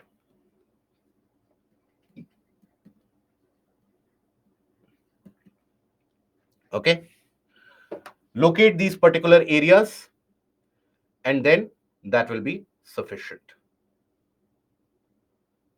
Okay, now let us take few questions, a couple of questions. uh Roshan, just revise the portions that you cover on a daily basis. It is as simple as that. Whatever you cover on a daily basis, just revise it so that you don't forget. Results are not something which will be apparent before 2 to 3 months. So if you are expecting a increased amount of knowledge increment within a couple of weeks, that will not happen. You have to keep at it continuously. Chandrasekhar, is older plate move slower as compared to newer plates? No, not necessary. It depends on the convection current which is initiated, the density of the plates, etc. Lakshmi, we study physical and Indian geography simultaneously or separately? We study it separately, but I have taken the example of formation of Himalayas here because we are talking about that particular topic. Okay. Landmass emerging above water is an island. Yes, my dear friend. Vikram, what to write for the answer of geophysical features of Pacific Ring of Fire? So you have to write about the occurrence of earthquakes, volcanic activities, formation of trenches, and why does that happen? You have to elaborate both the schematic images of oceanic continent and oceanic convergence.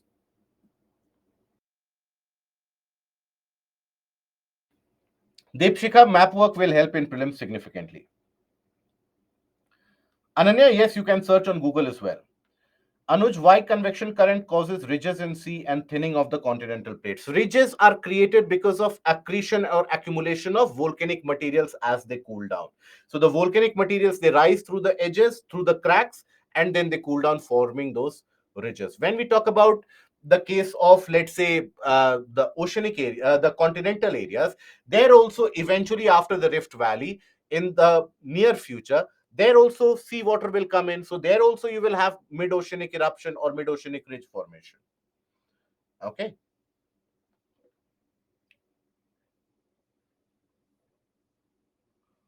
So I hope it is understood, Mustafa. How transform plate boundaries lead to earthquakes? Benika, because as they are moving, they will be experiencing significant amount of resistance, frictional resistance.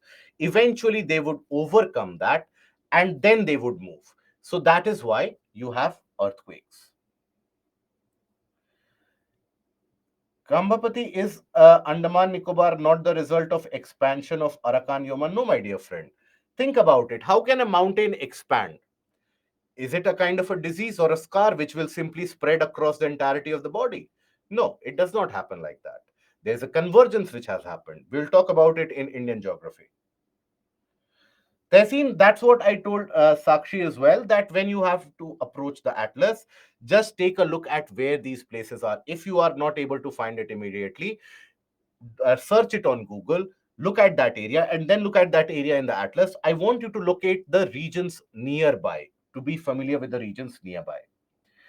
Javeria, is there any resemblance in earthquake and rift valleys as both causes land separation? Earthquakes not always cause land separation. Earthquakes can be caused anywhere, everywhere, depending upon whether there is a crack or a fault or a plate movement. Okay. Uh, Pavitra, see, for mapping, I always suggest that if you have to be prepared for examination of prelims, you have to follow the current affairs of past year. And any area which has been in discussion, you should be able to point out where that location is. So that is relevant for your mapping. But before that, you need to be aware of the different continents and the oceans as well, different physical features of the world as well. That is where this mapping is going to help you. Okay. Mid-oceanic ridge is underneath a water, Kavya, underneath the water body. Where what is a ridge? I showed you or indicated you the formation of a ridge or what ridge is in the initial stages itself. So when you have a crack which develops, here the volcanic events, volcanic material will come out. It will solidify like this. So this is what is going to form a kind of a ridge. When you have a rift valley, that rift valley basically is because of the thinning of the crust. It will separate eventually. It will create an underwater eruption, and that can. But rift valley is not only restricted to divergence of plates. Rift valley is created otherwise also, which we'll cover tomorrow. Yes, Sandeep. Any map will do. Rohit, along with current affairs, that should be sufficient. Roshan, just ensure that you are able to understand each and every portion covered in the session along with the additional reading materials, more than sufficient. And no, Narmada River, which flows through Rift Valley, is not due to a transform plate boundary. Okay. And after many days, when the lava on the floor of the earth will be cold and destroyed, then will the method of making this mountains be stopped? Lava on the floor, are you talking about the interior? So, see, the planets eventually the planets the internal portion, the residual heat will be lost, it will cool down, and at that point of time, yes, plate movement will also is also something which will be restricted. But you have to understand that this heat is also continuously being produced in the region of asthenosphere by the production of convection current and due to the thermonuclear reaction happening in asthenosphere. Aromal, because of the presence of Tethys Sea, they found the fossil of aquatic creatures in Himalayas. Yes. Okay. And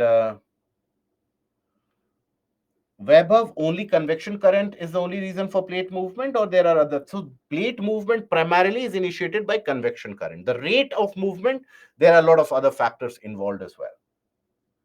Yes, Kavya, that is correct. Is India length is decreasing as it is subducting? Yes, slightly ever so. Yes, that is correct. And Lonar Lake is a crater lake. It is the only crater lake across the world where you have the evidence of a crater being formed on a basaltic rock. Okay. So that is where we'll end the session here today. We meet again tomorrow for this week final, and then we'll be meeting next week. So till tomorrow, Do take care of yourself. I hope the session was helpful to you. And till we see each other again, goodbye, good night. Thank you.